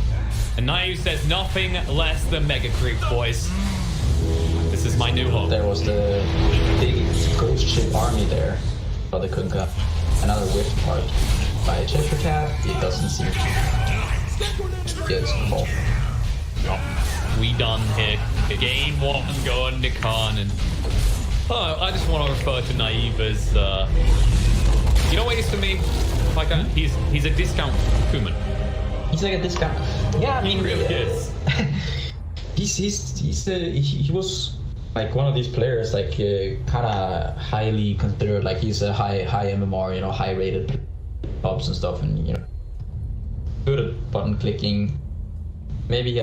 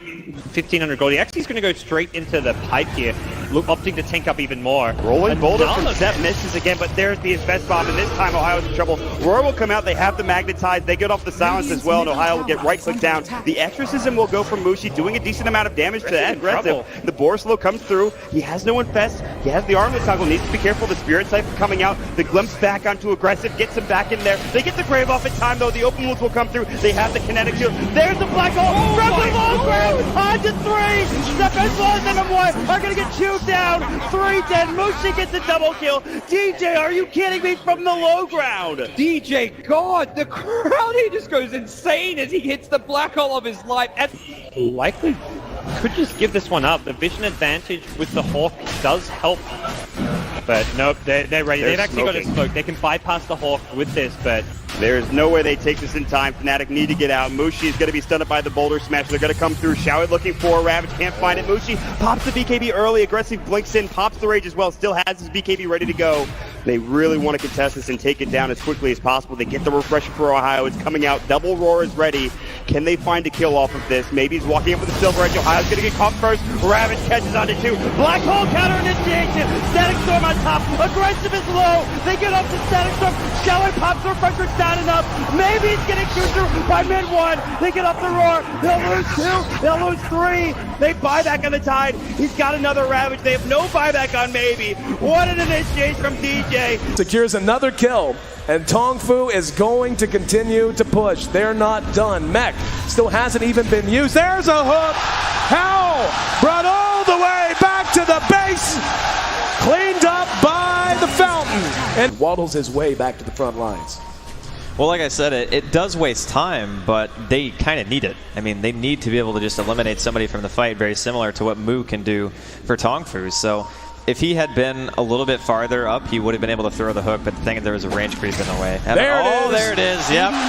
Banana going for a ride on the Dindy Express. Welcome to the well. Aegis goes to Tongfu. And now charging back out. Dindy going to be spotted, and he doomed to Chen. That's a much better choice. Oh, he got him. He got him. Not going to follow it all the way because we got a battle to watch with Puppy. Trying to get away from it, going to be telekinesed back. And they will be able to get him as well. There you so a 1-for-1 trade. And wow, Hal is still alive down there. Engagement breakout as Kuro. Oh, there we go. The hook got him. Zhan Xing taking the long ride to Shanghai. Welcome home. Navi is down. Can you say mega creeps? Navi, he got him. One more. This is what you call one for the road. Man, I can't. The game for IG. Who leads the way? I believe it should be Zoe. They're gonna cut for the shorter path. They storm up the river. Patience from Zoe. Waiting in the wings. Navi's about to be caught. Oh, there's the sleep. The surge. He catches everyone. Oh, this could be a total disaster. Vacuum in. Ravage on everyone. The black hole as well. Light of heaven turns it around. Ravage as well. Stolen by Dandy. Are you kidding me? They turn it around. 4 heroes dead. 5 heroes dead. Chuan trying to survive. Chuan's gonna go down. Puppy talked about the Naga counter. It's Light of Heaven with his BKB. They turn it around. I don't even know how they're gonna do it. Standing ovation from the crowd. The last tower will be going down. Start the fight with that global and just try to blow up and get on top of that Zeus right away. Get into that backline. I mean, the Rubik and the Zeus are really starting to be quite an issue for them. Chalice is in with the opener, straight in with the lasso. The tower will fall, but they'll drag back the Ember Spirit into the torrent, cut him down with the Tidebringer. He's dead, but on the side, they find Ame. Ame's dead for 60. Still alive at the moment. Oh, the use! The dodge! Anna up into the end, dodging the Echo Slam. Somnus, he's trapped here in the Sprout. OG, they'll slowly punch down the Kuka. The stolen Vision Jerax sets up onto FY. OG! That this PL will continue just to BT split push this game out, get more and more money. And that, for me, is still the biggest problem for Evil Geniuses. Where do you go with this? Fear needs to have that damage dealing item. But in order to do so, he's got to drop either his TP scroll or sell the Ring of Aquila. And Sumail, blink, Dragon Tail stun. Garda's going to be here with the hook shot as well. They're going to bite Sumail. The Cogs burn bought them a little bit of extra time. And with Sumail down and no buyback, Roshan is a very, very juicy target here for CDEC. Yeah, EG are going to know they're going for it though. First of all, it would be pretty obvious from the lane situation, but they also have a good ward around the river area to see. CDEC are moving in there now. I don't think EG are interested in contesting this 4-on-5, but maybe they can delay it long enough for it to be a 5-on-5 if they Ice Blast and Fissure properly. There is no hook shot. They're all together. PPD, here comes the Ice Blast, ready for the dog! In from Universe! Into disaster! CDEC! They're going to get wiped from the face of the earth, apart from aggressive. He'll jump out, but the wombo combo perfectly hits from Evil Geniuses, and now they will take Roshan. Sumail is back, they'll get the egg into the Immortal. OG right behind Ame, gets the jump, finds the Pugner. Vision will not find the stun. Pugner with no buyback. OG, they were really playing with fire. The Hex down the Terrorblade. Spectral Haunt looking for the front line attack, but that's why Somnus goes into the back line. The BKB, they're into the back line. Shaker, he's bouncing around. Hawk shot, she stuns on the way through. ES is gone, no buybacks available. Have LGD done it? They're holding Anna, hold him in place. Chalice will find the damage, F5 will die for it. No, really? Anna is actually running away, but it won't stop Arme from blinking up, looking for the tier 3 tower. 2 players left alive for OG. They're the big ones, however. Thompson and Anna on the defense duty. Fortification is delayed as much as they possibly can. And now the jump out. Hex, the boy in the bubble. Thompson able to be protected once again. Chalice very, very low on mana. They have a love, but Arme, he'll change the life with Anna. Thompson needs to be pushed away. Able to do so. FY jumps onto the illusion only, so the hookshot won't be able to connect. But Anna, he needs to retreat. There's so much damage. Anna down. Buyback is available. They still have not taken the mid racks. OG are just trying to delay LGD for the moment. 5 heroes around. The bubble is there protecting the melee racks. Anna, Sunder by once again. The Sunder switches to life. Arme's back up to full health, but the damage from Thompson, it's good enough to kill off the bait. Buyback is there. Somnus leads forward. They just keep bunching them around, but they're still battling from inside the bubble. Pugner will come to the world living LGD. They're going for the GG push. They're going up the tier 4 towers. OG, they have to hold the line. They have the numbers. 7 from the side with a take on Arme, but no! Sunder is back up. It is there. Chalice will fall. They lose the Enchantress. FY pushing around Anna. He's so low. Can they get the dieback on him? You bet your Nelly they can. Arme still very, very low. The blast will kill him off. But buyback. LGD want this now. LGD, or can they? Backing up? No, they're not. Terrorblade. BT's forward. The ball is up. Thompson needs to defend. X-Nova very visible. You've got a very, very low life Marana. But OG, they can't find the target. X-Nova, he's got the grip. He's got the control. He's got the kill. Thompson is down, but ES is up. Where? The Echo slam. Oh, there it is. Forward. There's your slam. There's the dunk. There's the play. Jirax, the savior of OG. 1500 gold. He actually is going to go straight into the pipe here, opting to tank up even more. Rolling boulder from Zep misses again, but there's the invest bomb, and this time Ohio's in trouble. Roar will come out, they have the magnetize, they get off the silence as well, and Ohio will get right click down. The exorcism will go from Mushi, doing a decent amount of damage to that aggressive. The Borslow comes through, he has no infest, he has the armlet toggle, needs to be careful, the Spirit Cypher coming out, the glimpse back onto aggressive, gets him back in there. They get the Grave off in time though, the open wounds will come through, they have the kinetic shield. There's the black hole, from the low ground, on to 3! Zep as well as M1 are gonna get chewed down. 3 dead. Mushi gets a double kill. DJ, are you kidding me? From the low ground. DJ, God, the crowd, he just goes insane as he hits the black hole of his life. And likely could just give this one up. The vision advantage with the Hawk does help. But nope, they're ready. They've actually got a smoke. They can bypass the Hawk with this, but there's no way they take this in time. Fnatic need to get out. Mushi is going to be stunned by the boulder smash. They're going to come through. Showit looking for a Ravage. Can't find it. Mushi pops the BKB early. Aggressive blinks in. Pops the Rage as well. Still has his BKB ready to go. They really want to contest this and take it down as quickly as possible. They get the refresher for Ohio. It's coming out. Double Roar is ready.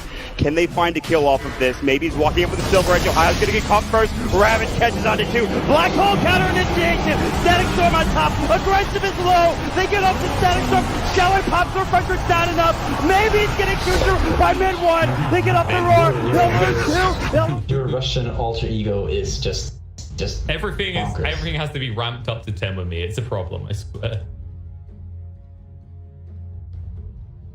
And not all of us can. I don't know.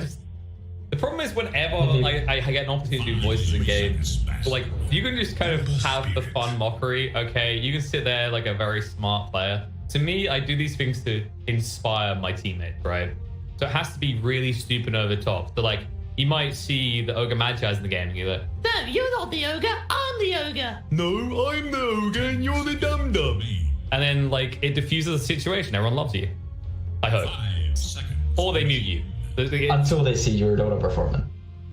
But you diffuse it again. So it's like, you ever have those games where you just kind of convince your team to do whatever you want? Whether you win or lose, like they have fun just listening and doing, right? Like when you play... I know the convincing my team to do what I want. The fun part. That's where your approach though is wrong. See, have you ever tried Axe Possible? Yeah, I have. I think I was, I feel like I was one of the earlier players to play Axe as both 4 and maybe even 5. Back in the day when you could just jump. Okay, but I was an avid Axe fan. But I'm talking now. Now? Yeah.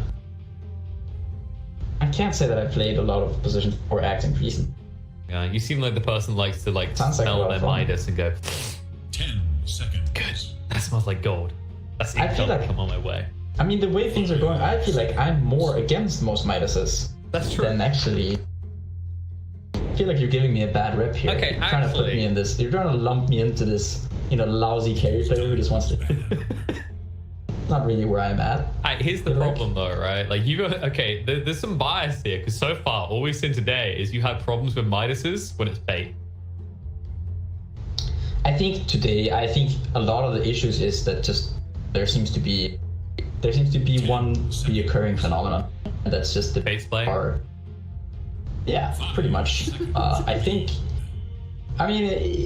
kind of the same thing that's happening, right? It's like they're getting run at and stop it, and they're giving away this Magnus again. I feel like this is not the way for. Well, I feel like if anything, I think they should be the one picking Magnus. I think give Magnus to. That's fine. I think that's one of the heroes that he's kind of comfortable on. He also gives him like a purpose. Yeah, I mean, he could play a lot of Magnus. I think it gives him a purpose, power himself and his ally, kind of keep scaling, and I feel like it gives you to play the game. I think they're choosing a lot of the times to just take a more route. I'm not really a huge fan of this opening here for Bait. I think it's very, Ember has some damage, but there's not a lot of team fight on these two. Just not sure. Oracle versus Magnus, I don't know how to feel about this matchup. I feel like Magnus kind of just wants to sit back and scaling, and I think Oracle doesn't prevent this much. I think if anything, if we saw something like a Huskar lineup coming out of Bates or something that's just really fast, like speedy, I think then I could like it, but also another issue now, that I see is this is definitely not a Dendy Ember, right? This is what they done yesterday. They kept focusing, like they would get Chris's Ember the first phase, and then they leave Dendy's hero to last. And it is making the kind of drafts, I feel like, very predictable for their opponents.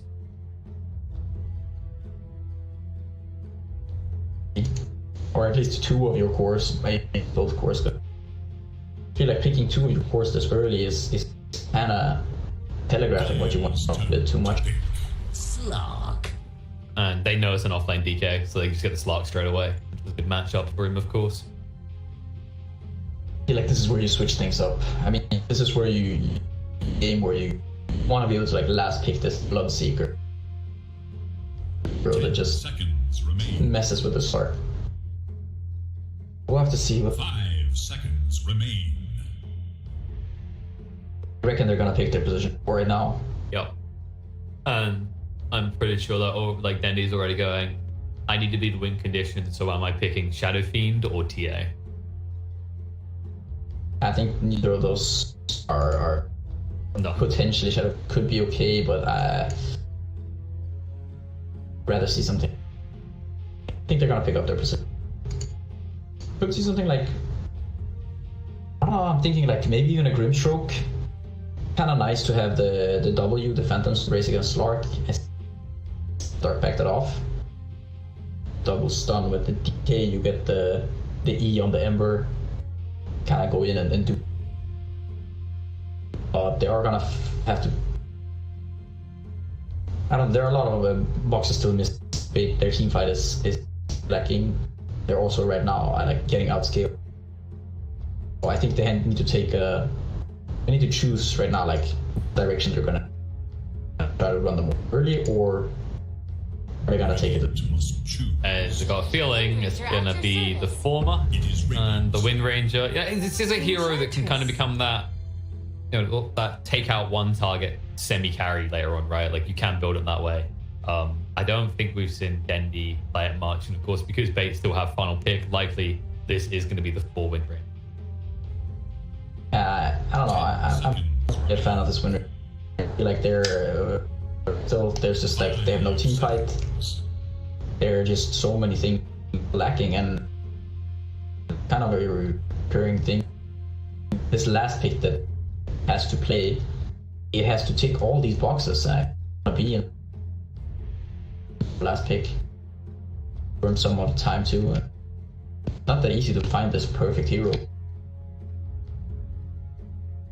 Whereas Khan's, like, it's more cut and dry, right? Like, we've got decent initiation. We have heroes that are designed to, if not win the lane, ensure that we can't lose these lanes. They got some team fight in the Magnus. They've got some spells with the Rubik, the Bolt, and the Shockwave, so they can defend towers. Obviously, Slark is going to scale quite well. They have the Enchantress versus Windrunner in lane, where you can just cant the wood off. Yeah, they just have a lot of tools. They're also just gonna, they can just sit back and farm. Pressure's not on that much. Slark with BKB this game. Yeah, it's like if you hit the initial stun, right, like you do have good chain stun on Bay. That's where I'll give them credit. I'm just concerned that there's always that looming threat of the counter initiation of Mag, and the way you're going to initiate with these heroes on Bay, you are going to inevitably stack on top of Slark. Yeah, you kind of have to. Like I said, like we'll see. Maybe they have something for their last game of the day. I'm gonna stick with saying I think it's gonna be SF, and I don't want to be right. I think I'm gonna be right. Like, it's better than the TA, right? We already agreed that. Definitely better than the TA. Like, if you were to whip up Dendi's recent games, and like, what heroes do you play right now that can carry from the mid lane, right? It's all good saying we know he likes to play Voice Spirit, for example, but Voice Spirit doesn't carry their game. And they have done the SF plus Ember multiple times recently. I mean, they could still, if, let's see what mid there is, but they could stick the Ember or the DK in. That could be... Let's pick something up. I'm gonna stick with my statement though. Dendi's not gonna play that Ember. I would love to see him do it. I actually would really love to see him like switched up, but it's always Chrysalis so far. And I don't see that changing too much here. Khan, is there anything that clearly comes to mind? I feel like they've covered most of what they need right now. Some mid hero that adds a little bit of tempo, that is able to play. Nothing too greedy, I think. Something that... Like a Void Spirit, maybe? Even something like a Void Spirit. Wouldn't hate it.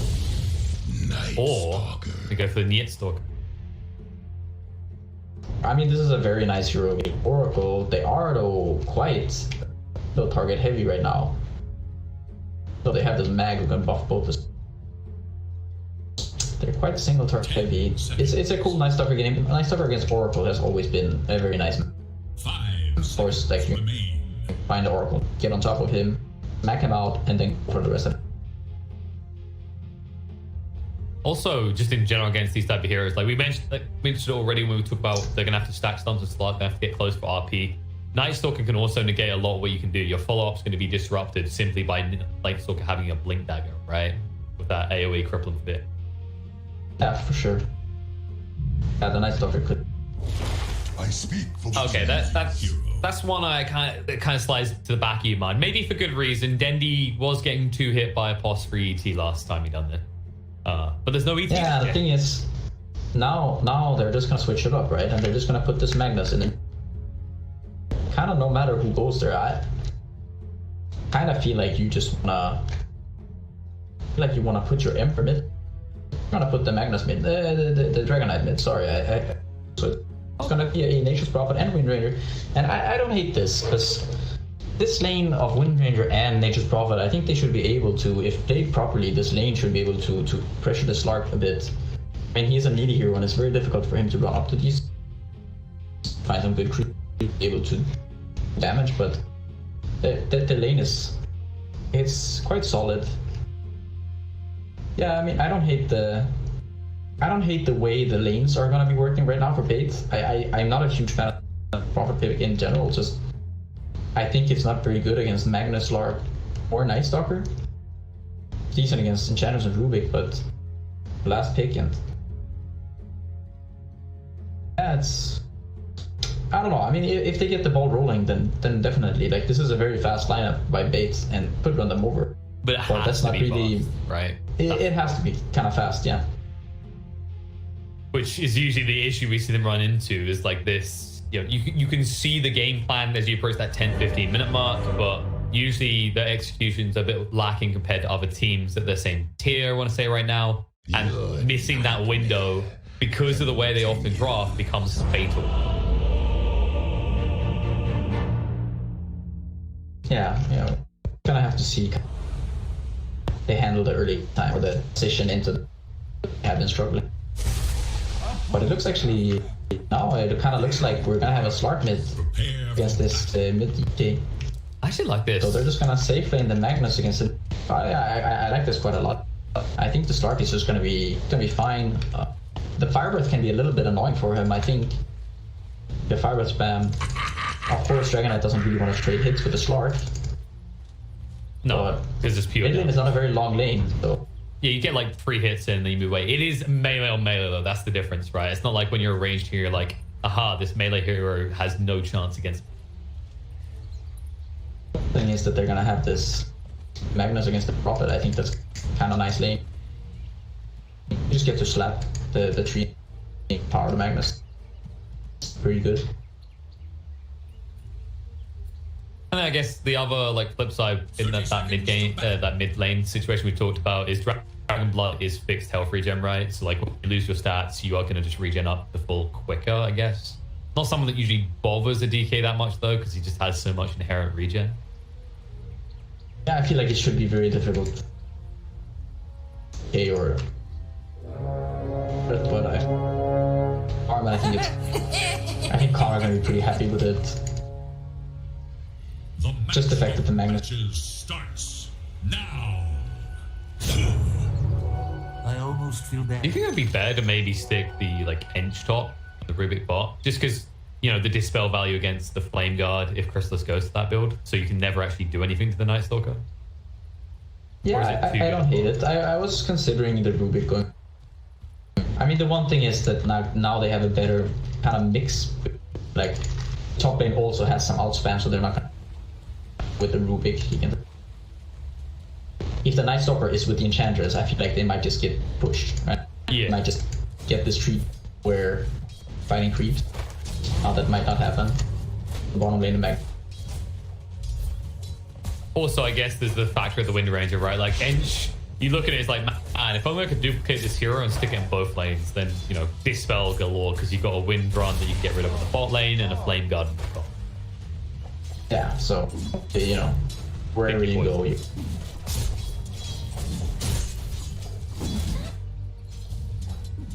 I guess in that regard, when you look at these lanes, I feel like most of these aren't really volatile. Maybe bot is the one where a kill could happen if a shackle shot lands, but other than that, I kind of imagine these first 5 minutes should be pretty chill. Yeah, I mean, that's usually what they say. There's gonna be a on Slark, so he kind of walk,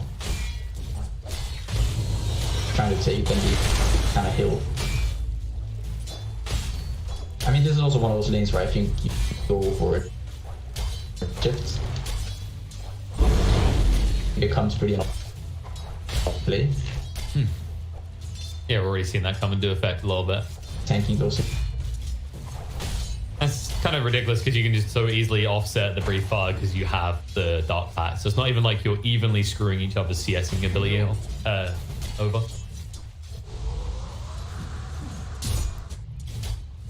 Okay, though. Dragon Blood and is this the type of lane that you feel he can kind of ever force Slark out and then get like a push going on the mid tier 1, or do you think now once you get 6, like a once you get 6 on the DK, it's clapping him, right? Then there's no reason. But it's like you can't ever really force him out, right? Because you just get shattered down to 6, retreats for a moment, always back. Yeah, I mean, you're just gonna try to pressure the tower, basically. Hit him and force Legion, and then...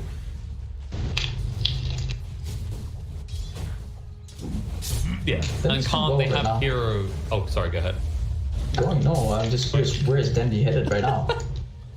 Looking to make a decision. He's like, look at me, the playmaker. Yeah, I'm not sure about this, though. The problem is now that the Prophet is coming here, he's only level 2. Mark is just gonna... He's gonna give him the pain, that's for sure. Even takes a point to pound, so he'll be able to keep doing that. I mean, if they started like this, I think it's fine. Then he was fine there. He was even with Dark, and I could have been just okay there. Now there's a lot of pressure on the D as well in this bottom lane, because the Prophet is gonna... And the only thing I can imagine is, okay, imagine the situation, right? Because Denny's got a 1-1-2 build. What if he accidentally leveled stun and then made the call because, like, you can actually do something on the out lanes with that stun comp, but in the mid, it's waited on the slot. Can always be the point of this. Like, you can always just wait for the Slark to Dark Pact and then you... Yeah, but you tend to level a higher level than 4. Yeah, no, I'm a little bit surprised that they actually did over the stun. I'm not sure if that affected his... Each brave career knows the risk. You know, Denny's a TI player, right? We're not mistaking that, but we've seen the players. You know, anyone can make a mistake. Okay. Of course. 28 years ago, 29 years actually. It was 28, 27. I can't remember my age. 27 years ago, my parents proved that anyone can make it. Come on, don't. No. Don't do this to yourself. Don't do this. I mean, it's ironic actually, because I was the only one of 3 kids that was planned. Shout out to my sisters, you were all mistakes. So far, like last year, he's kind of chilling, he's catching up. Like, I don't think he's going to be stopped from CSing, but it's like he won't get his own CS. So maybe this lane switch wasn't the biggest mistake in the World Cup. No, it seems like it's okay. He's gonna get some level. It's gonna be nice to have this Prophet with his level 6 so early on. And I think that once he gets 6 now in this bottom, then he'll be able to pressure a bit. Fine here, right? And this is quite a lot of wasted time for everybody who managed to get this bounty room, but now comes the rotation. Yes. Rotations. Anything you can do, I can do better. Admittedly, 2 minutes later, though, says Naive. I mean, this is meant to be his lane. He is the past one up. Now Dendy's the one out of place. Thing is, trying to out-rotate a Prophet has always been a very difficult thing to do in terms of getting your lane. Jesus is gonna run mid. That the Prophet could TP if he wants to. Yeah, now the Magnus kind of stuck here. Maybe they try... is getting to 6 though. I was going to say, maybe try and pressure Tower here, because they're about to get 6 on Dendy and they have a catapult, right? Oh yeah, I don't hate it. They're gonna bring the Rubik in. They're gonna have a catapult. Rubik's gonna double this push. Okay, cool. That's a little combo between the Prophet and the Wind Ranger will get them the first blood, 6-minute mark onto the +5 of Khan. And with that, they can turn their attentions back to this tier 1 tower. But moving in, Cheshire Cat says, actually, it's nighttime, boys, which means it's fight time for me. They'll find the kill on the Prophet, and he's too tanky to bring down, so Night Stalker will just walk this one off. Yoga, however, is looking for blood on the 5-up. Dragging back, reinforcements just aren't there to finish off the kill in time. Maybe with the Hadouken ball through, but they're out of mana on the creep. And instead, that creep works against them as it shackle shots Cheshire Cat. Did a bit of decent damage there on the tower, however they did the Prophet. Now I'm gonna take out this top lane. Rotation. Bart now laning for all of a sudden. Nothing... Nothing will ever compare to... all heroes in this game have now all laned against each other now. Okay? I think so, actually, yeah. It's correct, right? At 7 minutes, the oh, wait. against... Night Stalker and... I don't think the DK have been laning it. Oh, that's true, that's true. They fought each other. They haven't... They fought each other, okay, that's fair. Okay, but at least there have been kind of interactions between heroes. Yeah, everyone has waved. Everyone's saying hi to one another. As long as you're just trying to say bye, but will fail to do so. He does get a kill into Naive with the Raffination crew, but the silence ensures that he will be the revenge kill. Yeah, it's a much bigger kill though that they get on the Slark here. He was just out of mana to be able to use his Spark Pack, and the Nature Prophet ult hits him and he's down. I think you're quite happy with the Prophet. He got to use dive. Yeah, he got a kill on the Slark, so even though you lose him,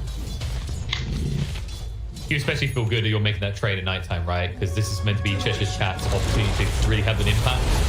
His first real opportunity. Gilga able to TP away, but that does mean you're going to forfeit that tier 1 tower. Even though you only TP to tier 2, you just give them the space they need to finish this one off. Nice deny though, coming out from Rubik. Ooh, that is gonna hurt. Very hard right-clicking hero here. It's the 1k gold that they're down right now. Fun. Okay, maybe they can get some gold back if they can find Naive in the bot lane. They're rotating a lot of heroes here. He should know this is coming though. Like, this is your typical move from a dire side team. Moving away. If you need to press R, or you can be pressing F for respect here. Got a dance to move away. He hasn't got pounds for so long though. There's no reinforcements coming. So Naive is gonna die again. They're finding some nice. Kind of, I feel like this is a little bit uncharacteristic. I feel like Naive is one of those who die that much. But already with the 2 pets, and they're gonna get here. They did lose their 1 top, and that's back to 1k. But yeah, uncharacteristic of at least this Night Stalker now. He top of the net. Now we were referring to Naive as a discount human, and now this game he feels a little bit like a discount Naive. Cheshire Cat. Discount Phonic, Pog. Fishman kill's been found. Chaser 4 for more, but Chrysalis has 2 remnants, so that's not a kill really. It won't stop him from trying though, no matter how bad the choice would be. So Naive being a discount Naive, like, what is that then? You're not even allowed to be yourself anymore. A discount Naive would be... What was that for? Because he's about to get another discount. EO comes in to save the day. Naive able to move away. The Wind Ranger's already down as Gilga finds the kill on the side. The False Promise comes out. The Princess needs to start bottling up to heal up enough. Gilga.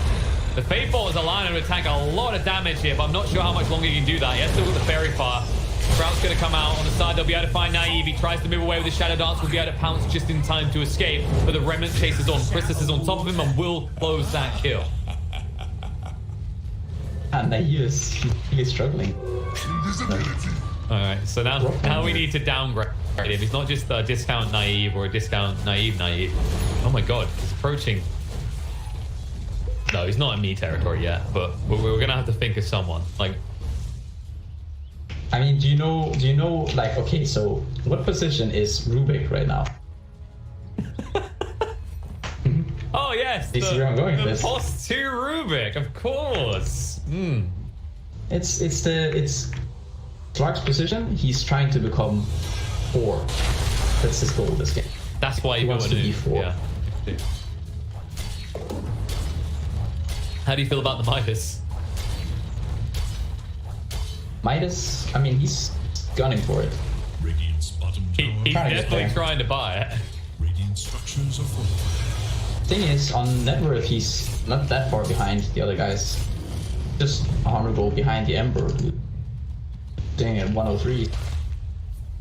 Yeah, it just looks deceptive because everyone's so close. You're like, oh, Naive is in the bottom half of net worth, but then you go, oh, like 100 gold difference between most of these people. Cheshire Cat looks like a beast right now, though. 5k net worth already. Yeah, he's already. And I mean, they don't really have that much physical. Get those PG. There's not a lot that Bait can do. No, because we already said this, right? The ceiling is a lot lower for Bait in terms of like their late game. You can see like a hyper late game scenario in which, yeah, it's an Aces Prophet and Ember, they dish out a lot of damage, but as you get hard into that mid game and try and transition to late, they don't have much. Well, Cheshire Cat, he has the Dark Ascension to stop Last Heroes escape from the bot lane. Dendy's trying to save the day. They bring Nightstalker low. Stick to run away. The damage is big, but not enough to finish him off. It will scare him away nonetheless. And 5 up, no power shot for 3 seconds. He can't try and finish that kill.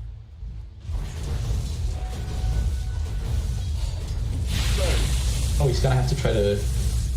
Oh, sneak back. It's like, guys, will you please let me return to my base? I don't have a TP. And now he's daytime.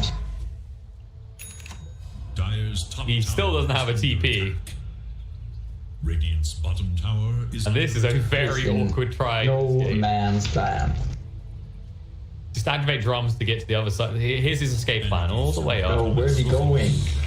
Look at my line. He's following it right now. This is the strategy. You want to get out. You haven't built braces, so you can't hang around. Ignore Gilga's death because you're still escaping. They're taking these towers. I mean, Nation's Prophet is going to complete. He's going to complete his orchids. They're doing some decent timing here on getting these towers down. The one thing is that they're still getting out farmed though. There is now a start with the Midas. He's starting to find his levels. You can. The timing is farmed. Magnus also now with the Echo Saber. Really nice though. Despite having to do. Wait, can you see this? Yep. He just did. Yeah, that's what he drew. Like this, and then he did this.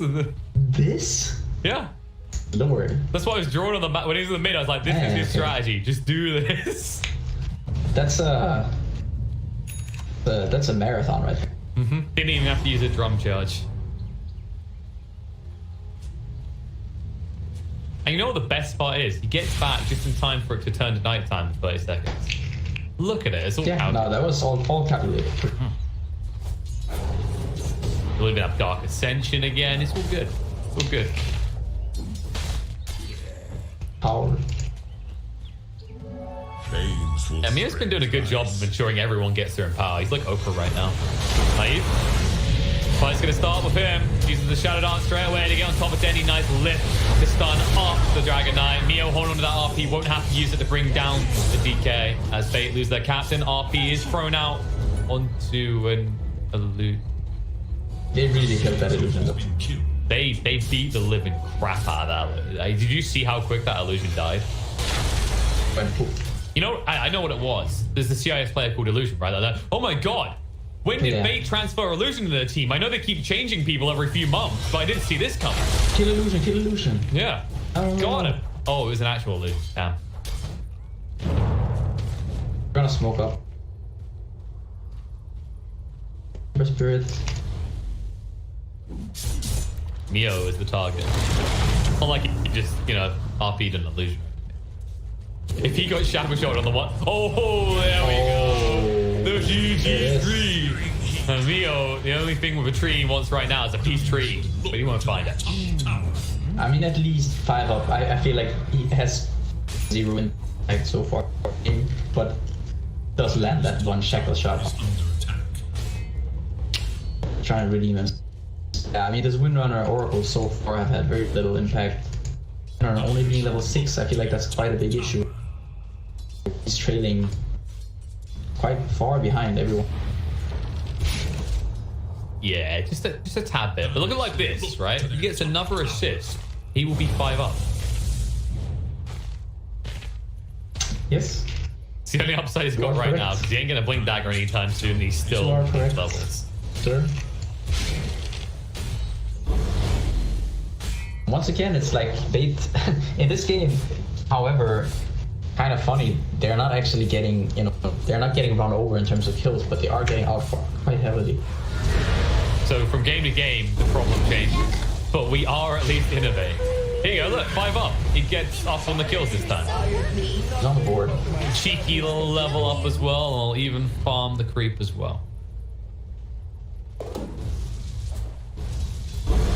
This is always the strategy though, like you let your cores have all the XP, and they like, all I have to do is shackle shot. You see that Bambi over there? Chantra's got too much XP, I'm gonna go get some. It's working so far. I don't think it'll work against that target though. Makes the right choice and runs away. Yeah, Spark is slightly more difficult. It's a little bit. I mean, they're getting scared. There's 3 heroes around this area, and they're scared of the one Spark, so... Yeah, you don't know who's behind him, right? Like, look at the vision game right now. It's kind of a little bit limited for the side of bait. Yeah, I think you need to bring more of your heroes.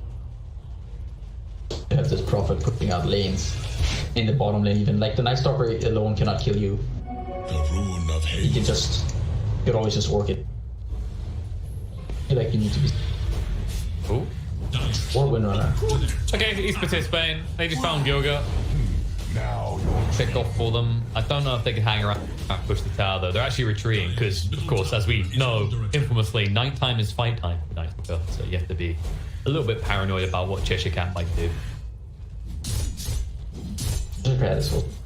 Radiant are scanning for enemies. 40 gold off. There it is.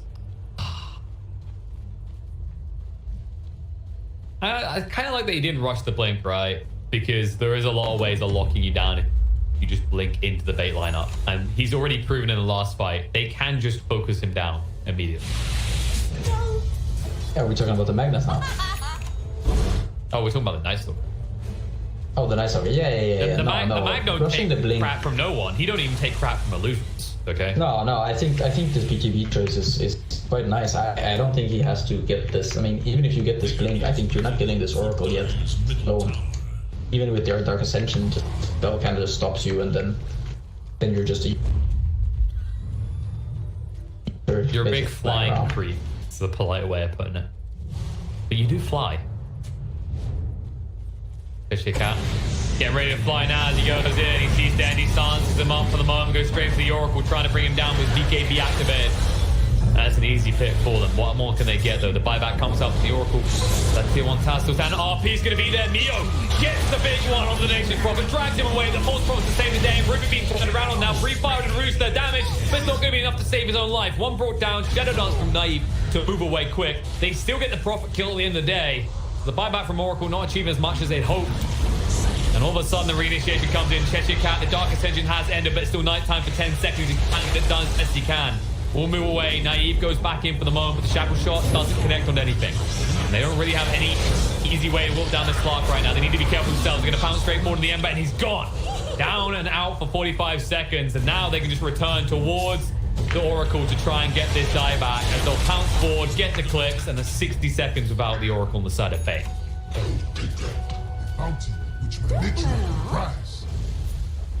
So Clark is looking to... Yeah, and at that stage, Dendi, he can't even frontline for the team. He's going to just be ripped apart like paper. He has to look to try to get his own. I don't know if it's coming. I think he's probably going to see the Silver Agent change to it, but like, could you see a situation where Dendi's going, okay, I actually need someone a bit more greedy, like a Heaven's Halberd right now? Or is it always BKB? Heaven's Halberd would not also be the...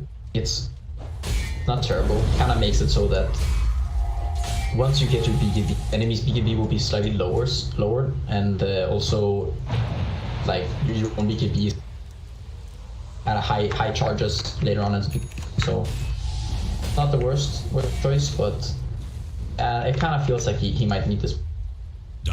Probably goes. Naive has completed the Silver Edge. He's on the prowl, and look who he finds. Chrysalis, they forced him back to his Remnant from the mid lane. They don't have the damage to instantly kill him off, though. He will be able to move away. Reinforcements weren't coming in. It's a ballsy play, though. Almost paid off.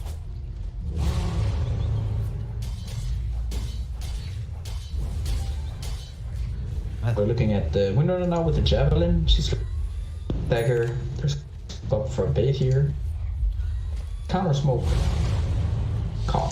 And I like Khan's chances more in the river of this because the RP is going to come out into two straight away with this array in them.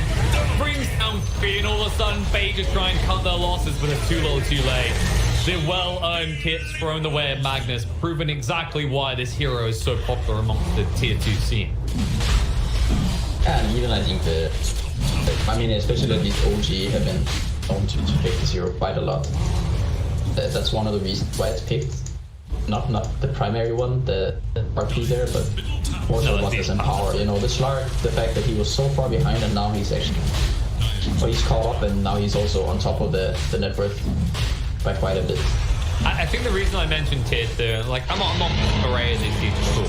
It's more the case that when we talk about the true tier 1s, the obvious ones, stuff like Secret, OG, these type of teams, is if you, for example, this Slark were to go with a Midas and an Empower, better how to punish you for that, right? They'd be quicker to do that. And that also comes back to bait specifically, how we talked about often their issue is getting maybe a little bit too complacent and giving too much wiggle room to their opponent when they should be pushing.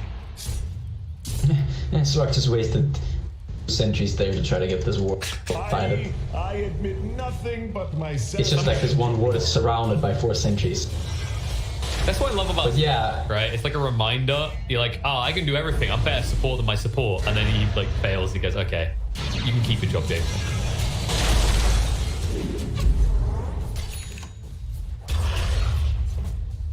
So look at that. J4 goes in straight away. Straight away. I mean, he knows. He like, man. Don't you know how to ward, son? You carry player, you know nothing. Just boop someone in the nose. Silly you.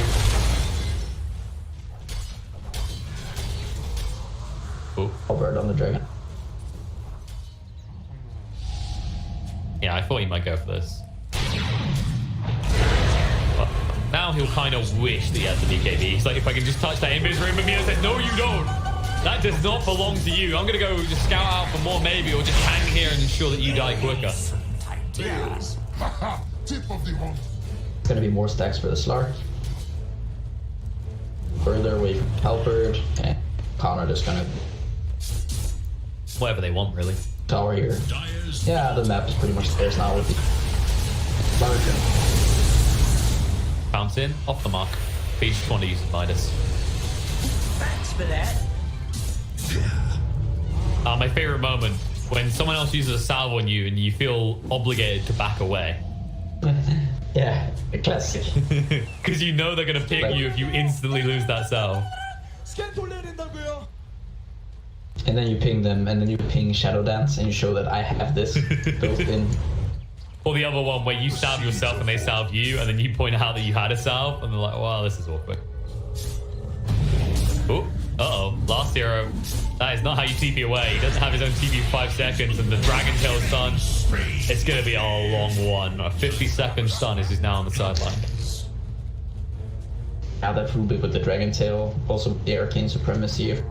Slightly dirty. The very long. Yeah, it's one of those stuns. There's a few in the game naturally. Most of them come through Rubik, where you just kind of like put down your your mouse and pick up a book. Yeah, I feel like this is kind of a testament to how far ahead Khan feel like they are right now. I put up Gibby and just decides to buy SN buy instead. Sure. You don't do this if you're taking the game. Whoa, hold up. No, because you are piecing people. You Abyssal another person, skew them across the other group, and then the cleave power allows Naive to get free heroes. No, the Abyssal, sure. I'm okay with the Abyssal. It's the time. So maybe the SNY already beat. Ember in a lot of trouble. That's not how that works. You won't get away with the ults he's brought down. Yikes. I almost feel bad. That's the Rubik's Dragon Tail and the lift and everything. He's now forced to Dragon Form and not really getting anything for it. You're just jumping in the base. I'm not gonna lie, we're kind of approaching that point. Like, I don't want to poop on anyone's face, but I can't help but feel they have they found the stride, and by stride I mean the typical state, which is the wandering aimlessly part of the game. This is where we kind of usually see bait around the 25 or so minute mark. Oh, sorry, you cut out there. No, down. Okay, I was saying this is where we see usually bait around the 5 minute mark. Down some, 10 to 15k gold. That's the part that changes. They're always down, but it's varying in amounts from game to game. Yeah, I mean, sometimes it's 8k, sometimes it's 19k, sometimes it's 15k you're getting. That's the beauty of bait. Probably baiting betters right now. Oh wow, look at this. Look at this late game potential bait. If they could only get there. Oh, they're only 5k behind. Wait, they're 18k behind now? Oh. Why did I bet the house? Why? You can't get angry at if you get angry at players when you're the one betting money. I feel like that's. Yeah, I mean, like, you're the one being double money. Okay, I mean, the RB idea is nice. The time when the Aegis allowed them to try on Naive's life, but it won't work. And the jump in from the Night Stalker breaks up the entire fight, finds the kills on both the supports of bait because they're so goddamn squishy. And that means that Dragon Knight is outside the base, all alone, with no assistance, will be brought down with a BKB still running. Cheshire Cat is free to move away. And even though it's a nice shackle shot, look who's in again. Cheshire Cat stands on the free BKB from Last Hero, but he can't deal with the slot. He's too strong. They'll once again find Fishman. That's going to be his dieback. They will root up on a J4, but he's too tanky. They bait him in. Christmas in trouble. Low on mana. Needs a way out of this quickly, but he doesn't have it. It's a short remnant. Yeah, he gets the kill on the edge. He's going to give his own life over as they spam out the remnants from the Rubik who stole them. And with that, the buyback out from the Ember's not going to achieve too much. Maybe get a kill on Cheshire Cat, but they kind of got what they wanted. The amount of buybacks you've committed now has just increased it up to a 21k network lead. It's going to be a dieback on the Wind Ranger, chased in on the... Now he turns around with that long lift on the Crystal to bring him down. They want that dieback out of him. It's going to buy enough time, though. They finally get rid of the Slark as the Sprout was good enough, and they're still hunting for him. Mio trying to kill the Chrysalis, but he has got the Yule to be able to move away. Looks like they managed to get that. Yeah, I mean, they hold on the back of, I don't know how many buybacks that was. 3 in the end. At least, yeah, 3 maybe. But yeah, I mean, that fight kind of starts with Slark just kind of running in circles on the spot. Magnus using RP on the ground, and then they're kind of just, I mean... Who could have seen this comeback for bait? Yeah, I mean, it does not feel like they're taking this game very seriously. No. It was one of those moments, you know what it was for Mio, actually? You could kind of see it. He's like, dude, I mean, we're kind of winning this, whatever. But if they, like, jump my Slark right now, because the Aegis timing, and I get, like, this OP, perfect timing RP under their initiation, I'm making it onto Reddit, baby. I'm finding myself, like, sponsored team. We're going to be, like, getting L'Oreal to fund our team. We're good. Honestly, feel like it was if he did. No, he was like, bro, I'm gonna do, like, either nothing goes wrong with this, we'll still win the game, or this RP gets us sponsored by Monster. Of regeneration. That's what happened. No players do things like BMing. That would be rude, Pycat. Those players are not rude by nature. They're, they're the kindest of kind. White boys and girls. They never do anything. They never have a bad word to say about anybody. Alright. Crystals don't get out of this. His teammates might have something bad to say about him. They're just trying to chase him, bring him down. He's able to move away from the stance because Cheshire Cat turns on the Fishman to try and bring him down and out, and they'll turn around for Ember afterwards. There's your dieback, and with that, it looks like Khan might recall that they were in the middle lane last time when they approached this base, and that does mean there's unfinished business. Totally now. They could go for the throne if they want. Top right station. There's no Ember for a long ass time. 70 seconds. And start with this kind of stats heavy build. Top of the Empower, and there's a Blads and Solar Crests. I'm not gonna take more Hero's heads. Wind Ranger has no escape, no reprieve from these two as they just jump on top of her. And what is our last hero in Nature's Prophet doing right now? He's split pushing, but they don't end the game right now. And it looks like he will flash. You've got one more fight, Bait. One more shot. One opportunity to turn this around. Yeah, I mean, like, you know, usually this is the point where we try to theory craft how can they win the fight, but honestly, I think that you could remove the enchanters of the game, and even if they have all buybacks, No, I've got away. they're able to win. All right, so what you do is you take part, like you estimate that you're going to win this tournament because clearly the only issue is can't, and then you invest some of that money in hackers to DDoS can't. I like what this is. Yeah, don't hate the player, hate the game. All right, the game was hackable. I hate the hackers. Yeah, exactly. Hate the hackers. God damn it. The hackers. But don't, because Anna will get you. Like, doesn't care. Will just pounce away. Nice attempt at a silence. Won't be good enough. They think yours out. The RP is there, and I think this is the moment where you say bye-bye to your hopes of getting a win today if you're Bait, as you are just going to be ran down one after the other after the other. Hackers hack. Quick, pay the hacker they too. lose. No, it's too late.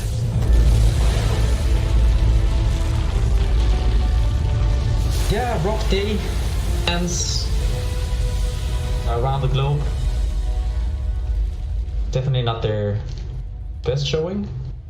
But then again, I thought it was there, but then again, when When are we seeing there? Yeah, no.